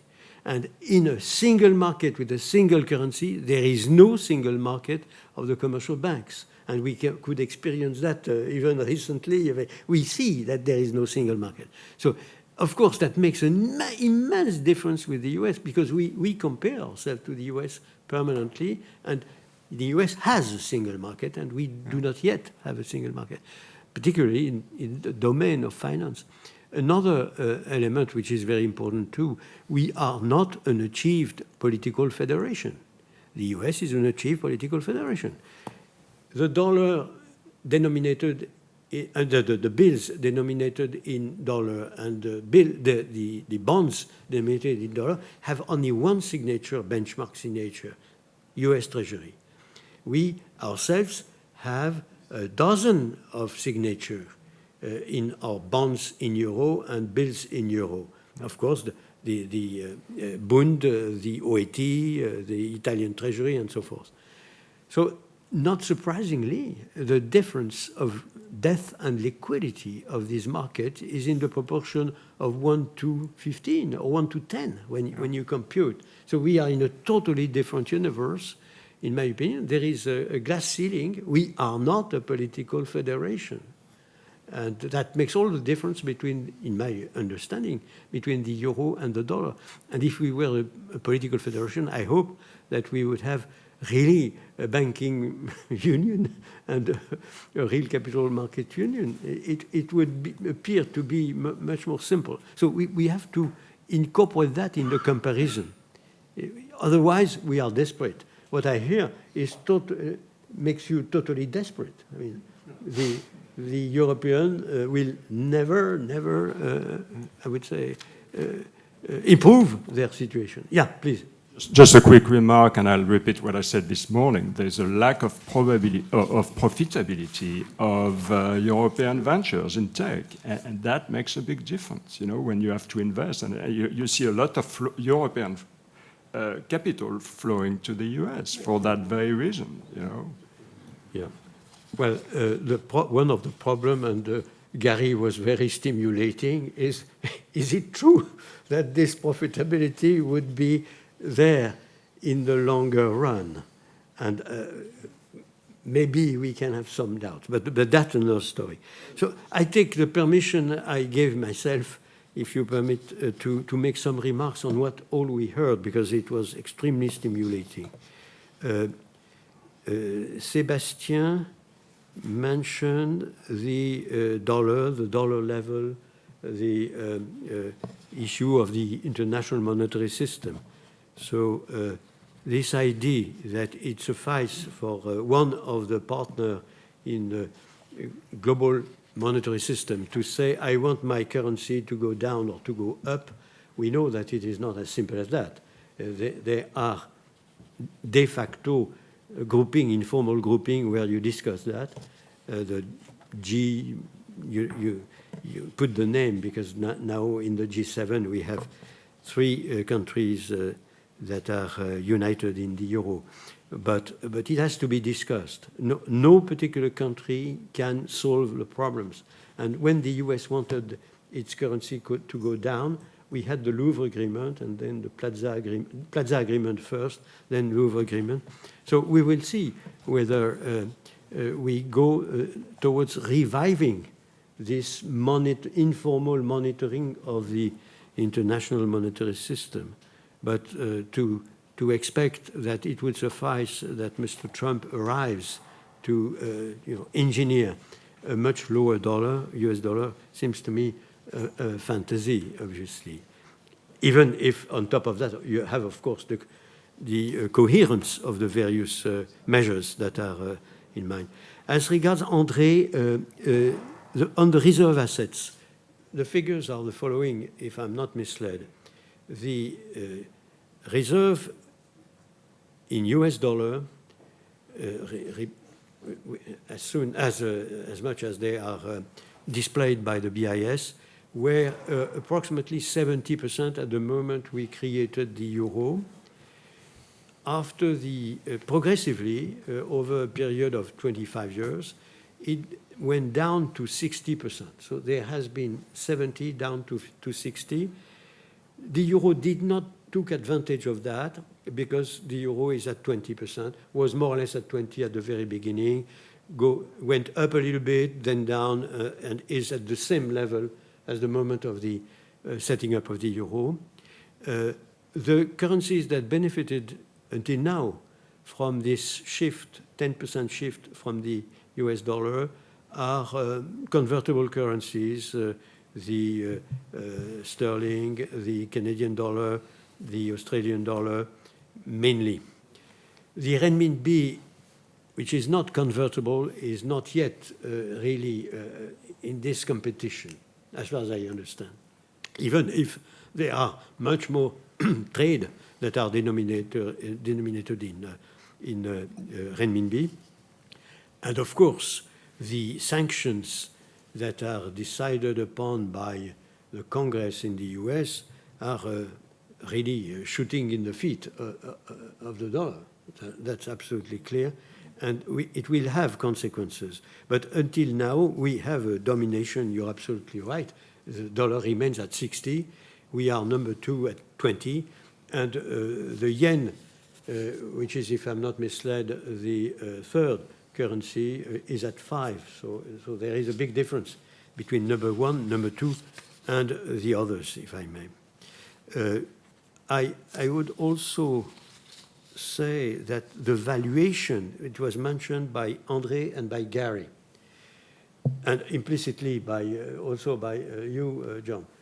The equity valuation in the US is, I have to say, in my own computation, extremely abnormal in comparison with all what we had observed from World War II until, say, Lehman Brothers. There was oscillation between the various indicators of valuation of equities, but we were in a corridor which was not gigantic. Now, since Lehman Brothers, and more precisely since 2012, there is a start of the pickup, and we could see that in your chart. And then it picks up and up and up and up. And if you compute the standard deviation between the two valuations, in 2012, in my memory, the valuation of the US stocks and shares started to pick up from a midpoint in comparison with the European stocks and shares. And then it was one standard deviation in 3 years' time, then 2 standard deviation, then 3 standard deviation. At the moment I'm speaking, in the figures I have in mind, we are close to 4 standard deviation for the US valuation over and above the equity valuation in Europe, which seems absolutely fantastic, extraordinarily improbable in comparison with all the history of this valuation. So I thought it was due to the Magnificent Seven. But even if you retire the Magnificent Seven, you still have several standard deviation over and above the European. So I thought it was that the European were totally miserable, and that comparison with other countries, other markets would give us something different. Not at all.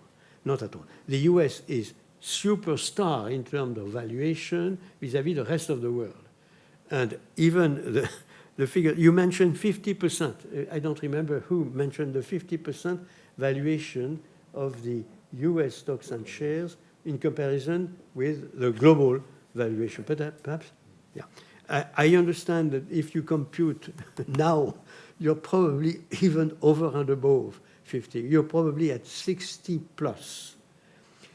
And it came only on a few, 2 years, from 50 to... So there is something there which is extremely troubling. Which is related to this concentration. Yeah. Immense concentration, immense expectations. And, expectations would be fulfilled if... ratios are not that extravagant. They're high, but they're not that extravagant. Oh. No, they are pretty high. Pretty high, frankly speaking. But again, we will see what happens. But clearly something has happened since Lehman Brothers. Pardon? Please. think Gary had a point. Oh, I'm sorry. I'm sorry. He made a point. Yeah. And I just elaborate on his point. Yeah. I think there's two cases. There's the so-called Magnificent Seven, Yeah. which are real businesses, Yeah. like something called Amazon, for instance. Yes. And as you know, Trump just said that he would kick out the Lina Khan, who was the antitrust, going to go after these people. So that's out. And there is the bubble. The bubble, well, which includes AI and drugs. I mean, the ones on I forgot the name, which allows you to lose weight. Yeah. Okay, so that is, these are partly bubbles, because the amount of money raised assume that somebody would have to pay for that, as you said. So there is an element of bubble, Okay. but there are some real businesses involved. Yeah. No, it's absolutely obvious that we have real business, real innovation, real and fantastic, I have to say, capacity to organize what I would. It seems to me that it was what came out of what John said, a fantastic illustration of, I would say, Schumpeterian restructuring. Yeah? You take advantage at the very moment of the COVID to eliminate a lot of jobs and recreate the new jobs. And of course, nothing of that kind appeared in Germany or in France or in Europe in general. We didn't have the capacity, I would say, the social cohesion capacity to restructure. That's too long to restructure, as I was saying this morning. That's the key difference. Yeah. But the idea was, let's not restructure. The idea was Kurzarbeit, how would you say that, Gabriel? The Arbeit. Kurzarbeit, yeah. Kurzarbeit. And it was considered in France miraculous to embark on Kurzarbeit, which was invented by Germany and the German-speaking countries. So we did exactly the contrary, and we could probably not afford to lay off a lot of people because it would have created a revolution. So we have to do the same like the US, but slow, much slower, as you said, of course. We are not Schumpeterian, perhaps, as you're able to. But the price to be paid for that might be a dramatic political change. There is a price to be paid for that. And maybe Mr. Trump comes because of that.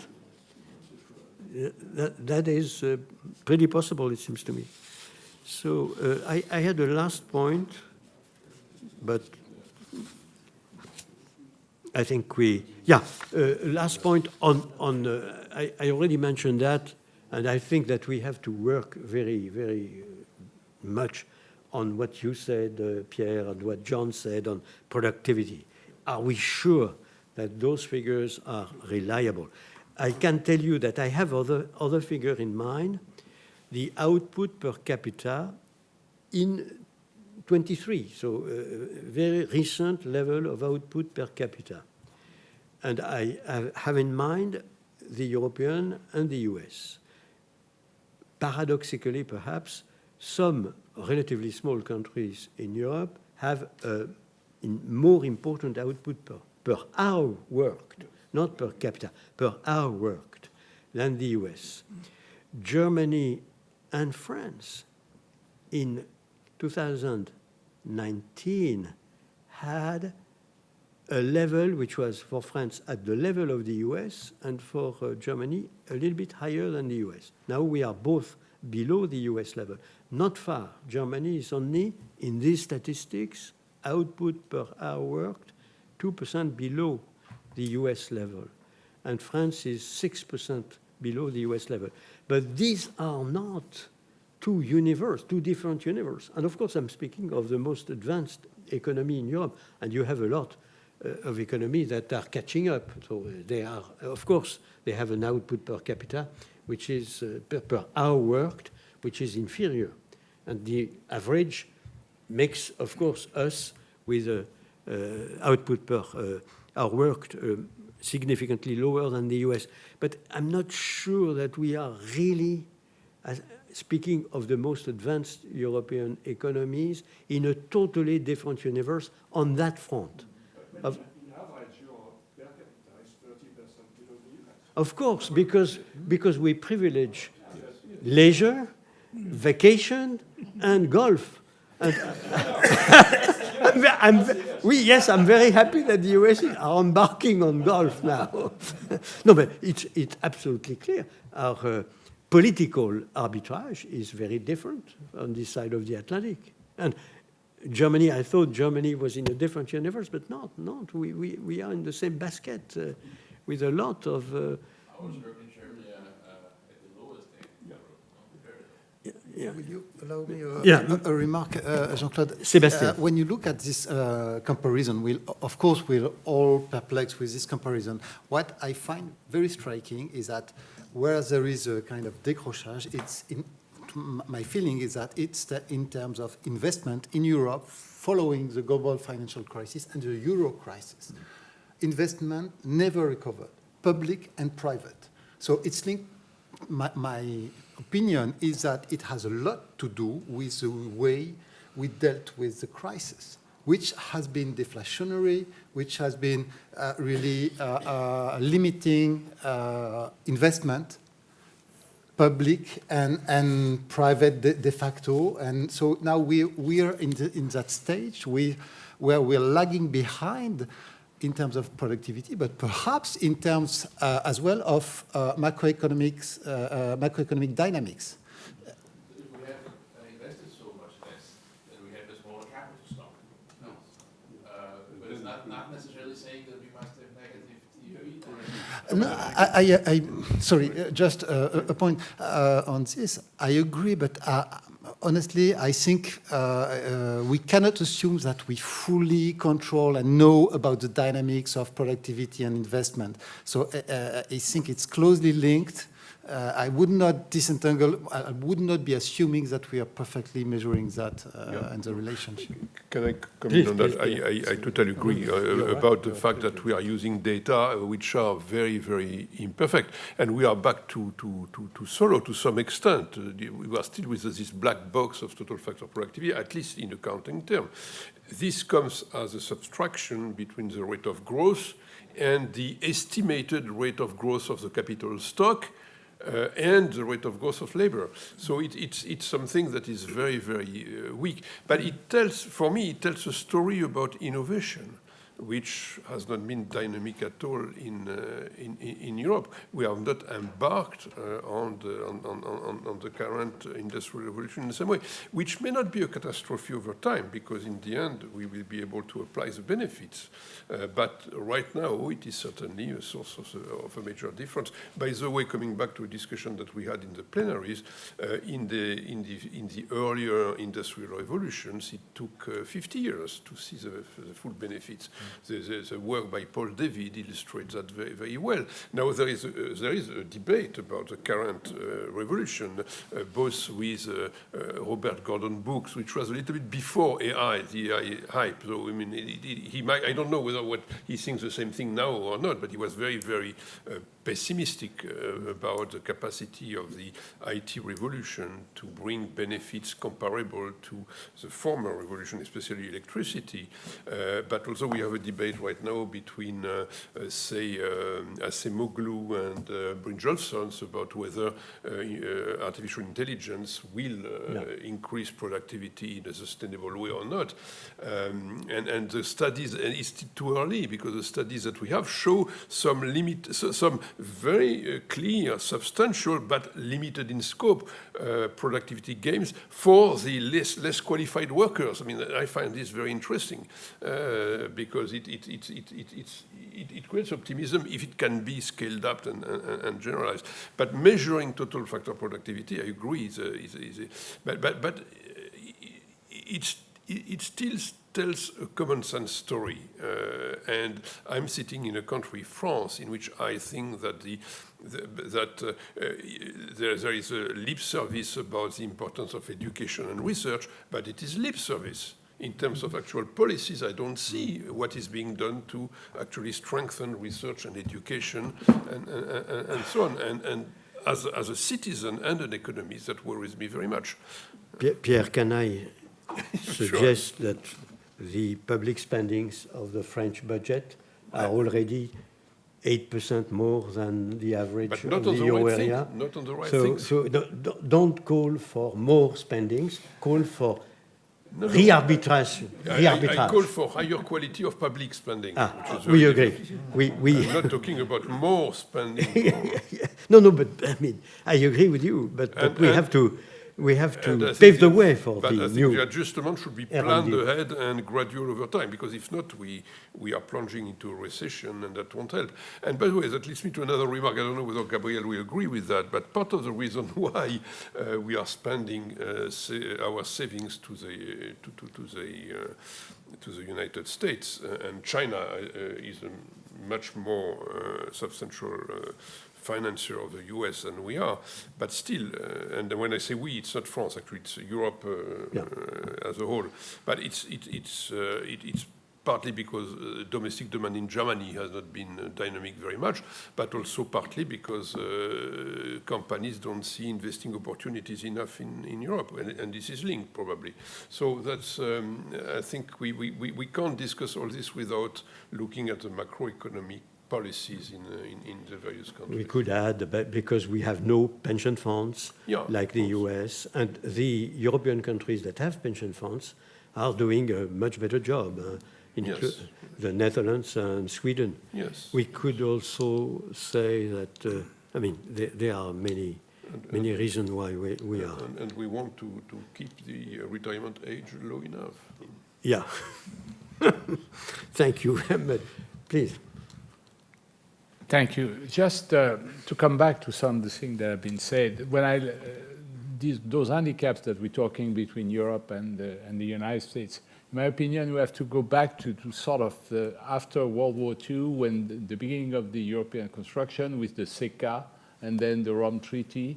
At that point, we were talking of 6 European countries and 6 European countries only.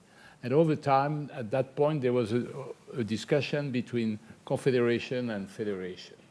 And in my opinion, we've experienced 2 unfortunate situations, 2 events.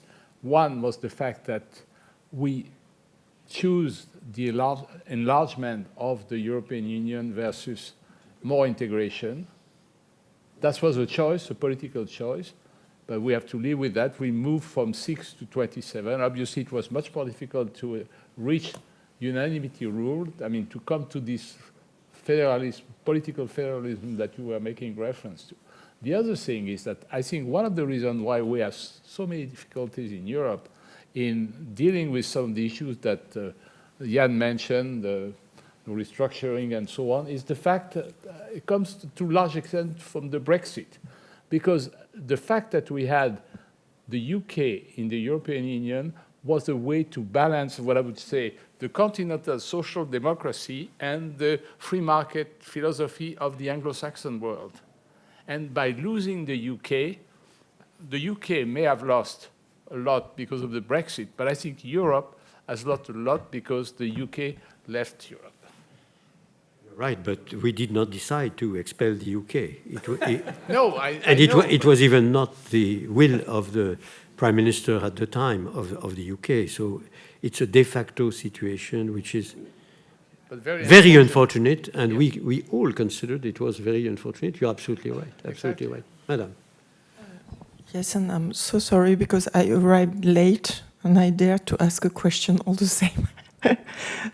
But to Pierre, because you speak about Acemoglu and during the plenary session about how to reintegrate politics into macroeconomy, which is also the subject. And how do you compute the fact that we have lower inequalities than in the US, first of all? And second point, that we have also, when I say we, it means all European Union, more or less, we can go more in the details, but from the point of view of inequalities, still it is very clear if you take all the data of the inequality database, which is very interesting from all the point of view, revenue, wealth, and so on. And second point, the level of polarization, political polarization, which is also lower, even if it's growing in Europe and especially in France, still, when you look at that, no, but you have very serious surveys about that, showing that the level of polarization is lower. And you know the story, the political story of the US is not over with the election of Trump, which will also impact the economic story. So how do you integrate also some of the advantages of Europe from this point of view? I'm trying to think about Acemoglu long-term lessons. No, but you're absolutely right. Of course, we are living, experiencing different values. It's absolutely clear the COVID is a case in point. The COVID was utilized by the US to restructure massively with a lot of people laid off, and in Europe, nobody did that. Of course, we are in a totally different universe in terms of values, but I don't know how you compute that, Pierre. No, I'm not sure we can compute that, but I would like to make a few comments on that.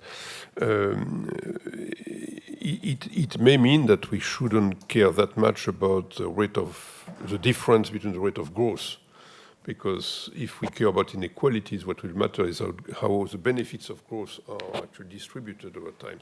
So I think we need to work more on income distribution and try to understand what happens. But still, we need growth. And we need growth to maintain our social choices over time. And in the current debate about no growth versus growth, I think the advocates of no growth forget that we need to finance the kind of standard of living that we want.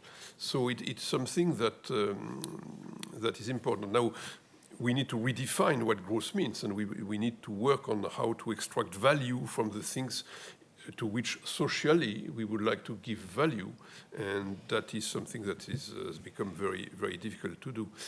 Final point is that, going back to a discussion that took place also in the plenaries, I think that if we want to achieve more productivity and more growth, we need to be a little bit more populist. The reason, but in an intelligent sense of the word, meaning that we need to care about the populations rather than about the elite absorbing most of the benefits from growth. One of the reasons, more democratic, more Republican. Absolutely, do you agree with that? Yes. One of the reasons why we are experiencing the political difficulties, including in Europe now, is the fact that a number of segments of the population have felt, wrongly or rightly, by the way, it's a question of perceptions, that they were excluded from the benefits of globalization and the benefits of growth. So they object. And so we need to tell convincing stories that if we want people to benefit, we need to organize the economy in some ways. It's not well done. Thank you, Gabriel. And yeah. Reply to your point, I think this is very important. GDP is not the same as welfare. Yes. And one of my favorite papers is the one by Jones and Clino, 2016, in the American Economic Review, the title Beyond GDP. Yeah. And what they do is they use straightforward neoclassical economics. You don't have to be heterodox or do funny things, but we have ways to deal with inequality. Inequality ex ante is like risk. It's not good to have if you are risk averse. We can deal with the fact that leisure is good. Yep. We can consume goods. We can also consume time. And so this is a big paper, a famous paper. I teach it as soon as you can to the first students that I get, because the focus on GDP and GDP only is or can be misleading, because it's not a measure of the quality of life. It's funny that we had those commissions. I think France had one, the F2C, Stiglitz. Yes, the German Bundestag, as Norbert Röttgen knows, they had a commission as well. It was all over. That was like 15 years ago or so. And it seems we have not really learned our lessons, and that might mean that Yes. the discourse and the public debate is a little bit biased, because we might be too upset by by the GDP per capita numbers. And the Economist, as my last word, a couple of weeks ago had a nice picture showing rankings of countries regarding GDP per capita, GDP per capita, in PPP or not, and then GDP per hours worked. And it's interesting, as Jean-Claude said, in GDP in hours worked, in Europe we're actually quite good. If we manage to bring more people into employment, we would also increase GDP per capita so much more. If we manage to get people work more, but that has a cost. If leisure is something good, we have to give this up. So, anyways, it's complicated as always. But the focus on GDP per capita, I think, is misleading. Thank you. No, I'm sorry. You'll have the floor after, please. Immediately after. Yes, I'm going to complexify the debate because there's one word that we haven't mentioned here, which is climate change. I mentioned it. Climate change. So we have discussed relatively short-term productivity changes, even though we have referred to long-term curbs. Now, one very important consideration is that when you are in the corporate sector in Europe, and especially in France, but I mean to say it's the European sector, corporations feel climate regulations are extremely tough, and being a very important reason for their lack of competitiveness when compared to the US right now, and an important reason for shifting investments to the US. Now, this plays short term. Long term, if the US is to continue emitting CO2 at high levels, and if the EU curbs its emissions, which is taking place right now at a relatively significant pace, what is going to be the overall macro impact, and who is to be the ultimate winner of that specific competition? Of course, if we are the only ones to curb our emissions, and if we have any way to tackle the challenge of adaptation, because anyway climate change will take place, we would have lost on two sides, bearing the cost of reduction and anyway having to weigh the cost of adaptation. But on the other hand, if the US has ultimately to engage into very severe emission reductions over the next decade, because anyway climate change will be unsustainable, adaptation will not be enough, then very severe changes may also take place. So how, I would like to ask back, maybe I was too long, I apologize for that, so I would like to ask back our colleagues how they compute, to take this word again, this issue into the respective changes of competitiveness between the two sides of the Atlantic, bearing in mind that right now it's playing against the EU very clearly, but will it last? We do not have yet, it seems to me, the decision of President Trump. So at the present moment, I mentioned the international standard grouping, which is has been recently created. In principle, it is recommendation for the entire world. We will see exactly what happens. But Pierre, how would you compute that?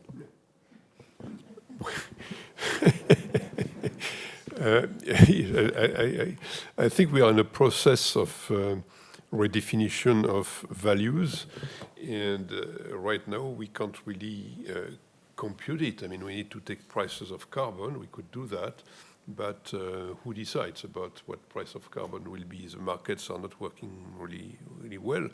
They are very sensitive to government policies, and they may differ. So it's a question of choice, and it's a gamble. It's a gamble over the future. We are not taking the same gamble. If you believe that in the future, the only companies that will be profitable will be those who are producing less carbon, then what Europe is doing now now is to create an environment in which the only way to create a company is to do that, and that may succeed. But even now, Jean-Claude, the US companies are much less constrained than the European companies, and it's mentioned by European companies as a major competitiveness problem. And does it mean that we should renege on these commitments? I personally don't believe it, but it's a gamble. I don't know, basically. No, it is true that the European Union wants to be the best pupil in the classroom systematically. It is inbuilt in our system. Maybe we do exaggerate a little bit because we cannot afford losing on the US. But that being said, the US is much more complex. You have states that are totally against any kind of green transition, others that are very, very much in favor, like California, if I'm not misled. The federal government was accompanying the global consensus. Perhaps the federal government would be against.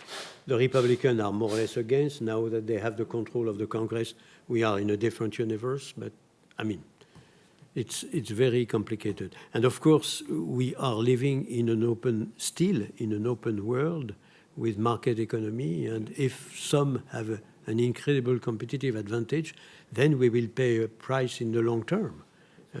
That's absolutely clear. Who asked for the floor? Yeah.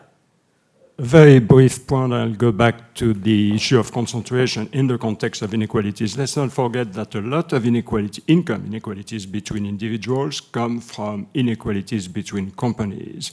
And in fact, if you look at the ratio of the salary of the CEO versus the average employee, unlike what the press is saying all the time, that ratio has been fairly stable over time for most companies. It is diverging only for the top 5 or 10% of companies. So it's really right there, a concentration issue again. Thank you very much. Who wants to take the floor? I'm sorry, John, over there, and then John, and then you, madam. Yeah.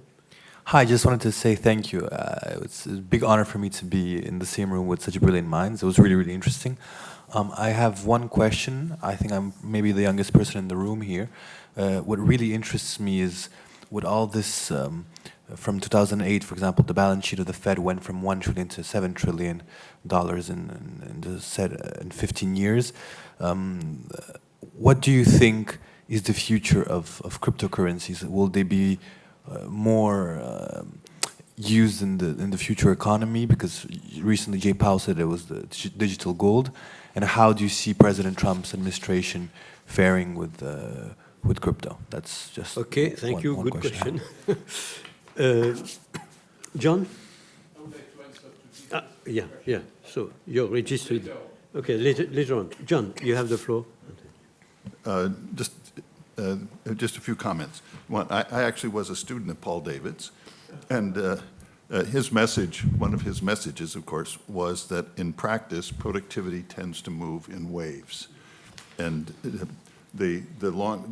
what you referred to, his Computer and Dynamo seminal paper in 1992, which said basically, if you remember Robert Solow's famous quip, you see computers everywhere, but in the productivity statistics.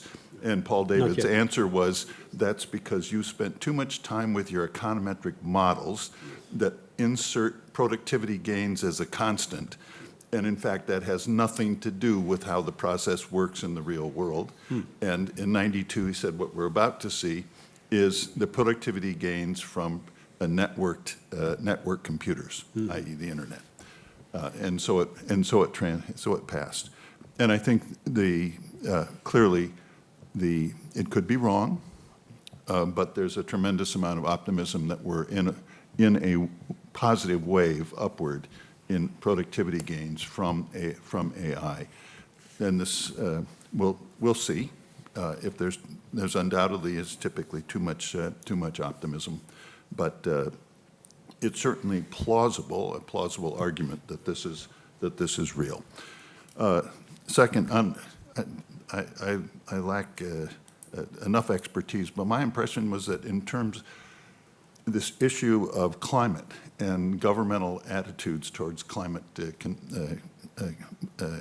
change mitigation, in fact, the performance of the U.S. economy has been quite good in terms of emissions, in part because the success in fracking and the reduction in the cost of natural gas has meant that basically natural gas has replaced coal as a source of electricity, and as a result, emissions actually have fallen. Now, this doesn't guarantee that it will go on forever, but in fact, as you all know, that in the case of in Europe, I thought the increased use of renewables in a place like Germany has increased the use of coal, not decreased it. It's a transition. Yes, yes, yes.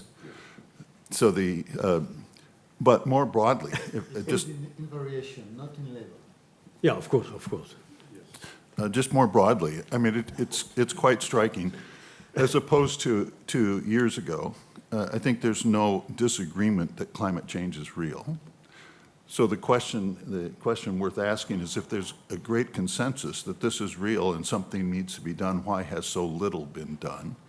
At the Bretton Woods Committee, we produced a study on this under the guidance of Axel Weber and Joaquin Lévy, who I suspect is known here.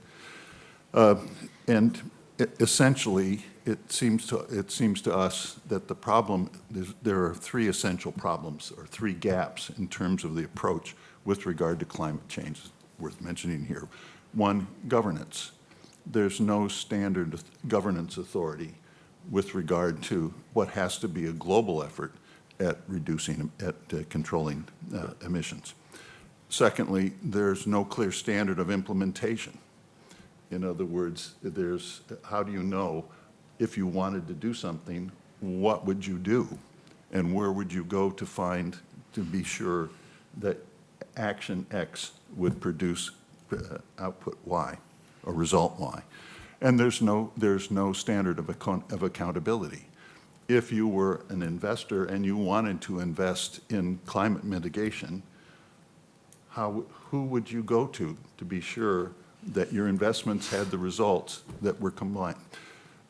And until there is progress on all these areas, governance, implementation, and accountability, I think we will continue to be disappointed by progress in this area.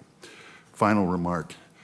It strikes me that it's probably implicit, but it seems to me that there is at least an implicit notion that technological progress is increasing inequality. And this always struck me as puzzling. It struck me that the essence of the industrial era was that machines made weak people strong, and the essence of technology is it makes stupid people smart. So why should that increase inequality? It's not obvious to me. If it is, well, not everybody can be a coder, it strikes me that's a trivial remark. We will not quote you as regards the stupid people. Thank you. Thank you very much indeed. You asked for the floor, no? And then to react to the question on cryptos. Yeah. There's, as you know, some of the appointments that have been announced there's been a number of announcements about possible member of the cabinet or other position. And you may have noticed that Chairman Gensler of the SEC is going to be replaced by Paul Atkins, who was at the SEC as a commissioner 25 years ago and was in charge of the transition for financial position during the first Trump administration, but refused to join the cabinet, remain in the private sector, and now he's been officially nominated, and I think his confirmation is not going to be an issue. It's not controversial in any way, shape, or form.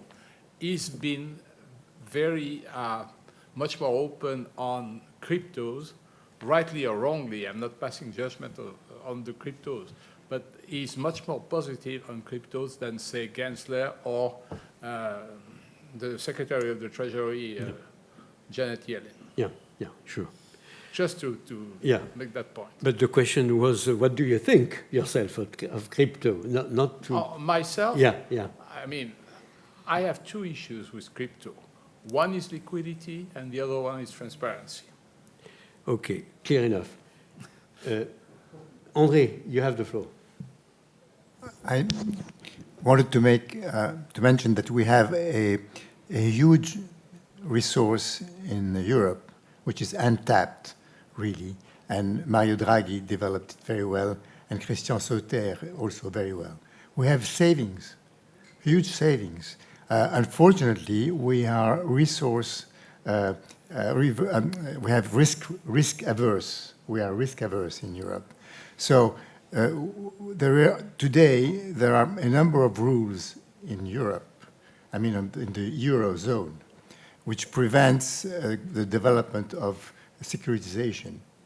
We have 5 times less per capita securitization in Europe than in the US. Okay? I know that regulation in Europe, is in the Eurozone, is specific and tends to be, let me put it this way, more strict, more risk-averse than the one in the US. Now, this money could be used to finance a number of things which have to be financed, in terms of investment, in terms of, well, one thing which hasn't been mentioned on climate is that today climate risks are practically uninsurable. So they have to be covered by governments, one way or another. And the numbers are huge. You know, floods, fires, and so on. So there is a huge need for investment. There is a huge amount of savings available, and there is a number of regulations which stop that. View, and I will make 2 remarks. First, the US is more socialist than the European, because in the US you have Freddie Mac and Fannie Mae, which are semi-public institutions and are helping considerably the commercial banks from having in their balance sheet too much risk. And it is very, very important in the difference between the US and Europe. That is a paradox. Not the only paradox. The other paradox is that we have excess of savings in Europe, and they have a need. They are badly in need of savings to the extent that they are selling the US each year a little more. And we have, if I'm not misled, a net international position in financial position of minus 90% of the US GDP. So we are in surplus ourselves in terms of net international position, and the US is selling itself. It's not sustainable in the long run, in my opinion. It is exactly like the 4 standard deviation over and above the other valuation. There is something in the US which is rather extraordinary, and with positive and also less positive aspect. Back to Europe, you're absolutely right on the regulation. I think that what you say on the banks and the prevention vis-à-vis the banks is not only the euro area. In the euro area, it is the central bank is not too dramatic on that, in my opinion. It is much more the rules for the European Union as a whole, exactly as the rule of the so-called Solvency II, if I'm not misled, are preventing our insurance company from investing in equity. So they are obliged to invest massively, which is stupid, in bonds, governmental bonds and so forth, and not in equity. So we have there something to correct, frankly speaking, because it's ridiculous. Our savings are not anywhere else because we have no pension funds in Germany, in France, and in other countries. They are massively in the insurance company. Yeah, pardon me? John. Yeah, but I have a lady before, John. Thank you. I'm sorry. I'm sorry. Please. That's okay. Go. Okay. I'm sorry, it's maybe a little bit different what I wanted to tell you, but I'm trying for the last 10 years to, Sébastien, you know that, to reconcile political science and macroeconomy from the point of view of indicators. Which type of indicators we use and what the value we give to dedicated indicators. And what is really striking for me, if you take all the message from political science, from people trying to reconcile that, for example, from Modelsky, Gilpin, maybe you know that, or even Rodrik or Acemoglu and so on, it shows something based, for example, on hegemonic cycles, is that the US are really now at the end of an hegemonic cycle with some deformed power, especially, no, but I'm sorry, it's not me, but I mean very, for example, if you take Modelsky work, it's really clear. And what I'm trying to say is that from this point of view, because this is geopolitics and finance and geopolitics and economy, from this point, these types of work, but also Hirschman, but also if you want to come before, it's Polanyi work and so on. It shows that, for example, the deformation towards monetary power is a symptom of the hegemon at the last 4 stages of the hegemonic cycle, which are very interesting work. And from this point of view, I just end with this. Yeah, please. Inequalities, polarization, violence in the society, and many of the, institutional indicators have to be taken into the equation, not only, and to be integrated, in new indicators now, if we really want to build geoeconomy, meaning that we have to compute in another way all this type of indicators. We take your remark into account, and it seems to me that we fully agree that we are not, I would say, comprehensive enough in our understanding of what's happening. Still, we are living in the real world, and in the real world, the hegemon of the US, which I consider myself excessive, of course, and probably based on some kind of bubbles, is there. And we cannot deny that it is there, of course. And fortunately, Europe and the US are in democracies, and in democracies, the people is exerting influence, and I hope that this influence will be more and more visible. In my country, we have some influence of our own people, historically and also today. So thank you very much, Madame. Do we have any other remarks? John. Actually, Jean-Claude, I was going to invite you to make a remark on the following. The discussion of crypto, it seemed to me, neglected something very important. I came away from the annual meetings impressed at the seriousness of central banks to move toward a tokenized system. In other words, and you're a great expert on this process. Yeah. Is this going to happen? And if this happens, i.e., if we end up with a digitized, tokenized financial system that produces instantaneous real-time settlement, et cetera, even across currencies, is there any role for crypto except for illicit means or for fun? I did not. I could speak a lot on crypto. I think that we made collectively an immense mistake on letting the Bitcoin gallop. And when I see now that the Bitcoin is supposed to be a fantastic currency in the eyes of the new president of the US, I am appalled. This is pure speculative instrument. There is no doubt on that. It's not a currency. It has not the characteristic of a currency according to Aristotle. It does not keep the value, which is one of the 3 major, a good instruments for exchange, a good measure of value and a good store of value, which is not the case. So, and all those equivalent currencies are pure speculative instruments, probably very amusing at the casino table, but apart from that, it seems to me that only the so-called stable crypto would be perhaps looking a little bit more like a currency. But I am struck myself to see the central banks embarking, because there are technology that are behind and could help considerably to diminish costs considerably. And now on the crypto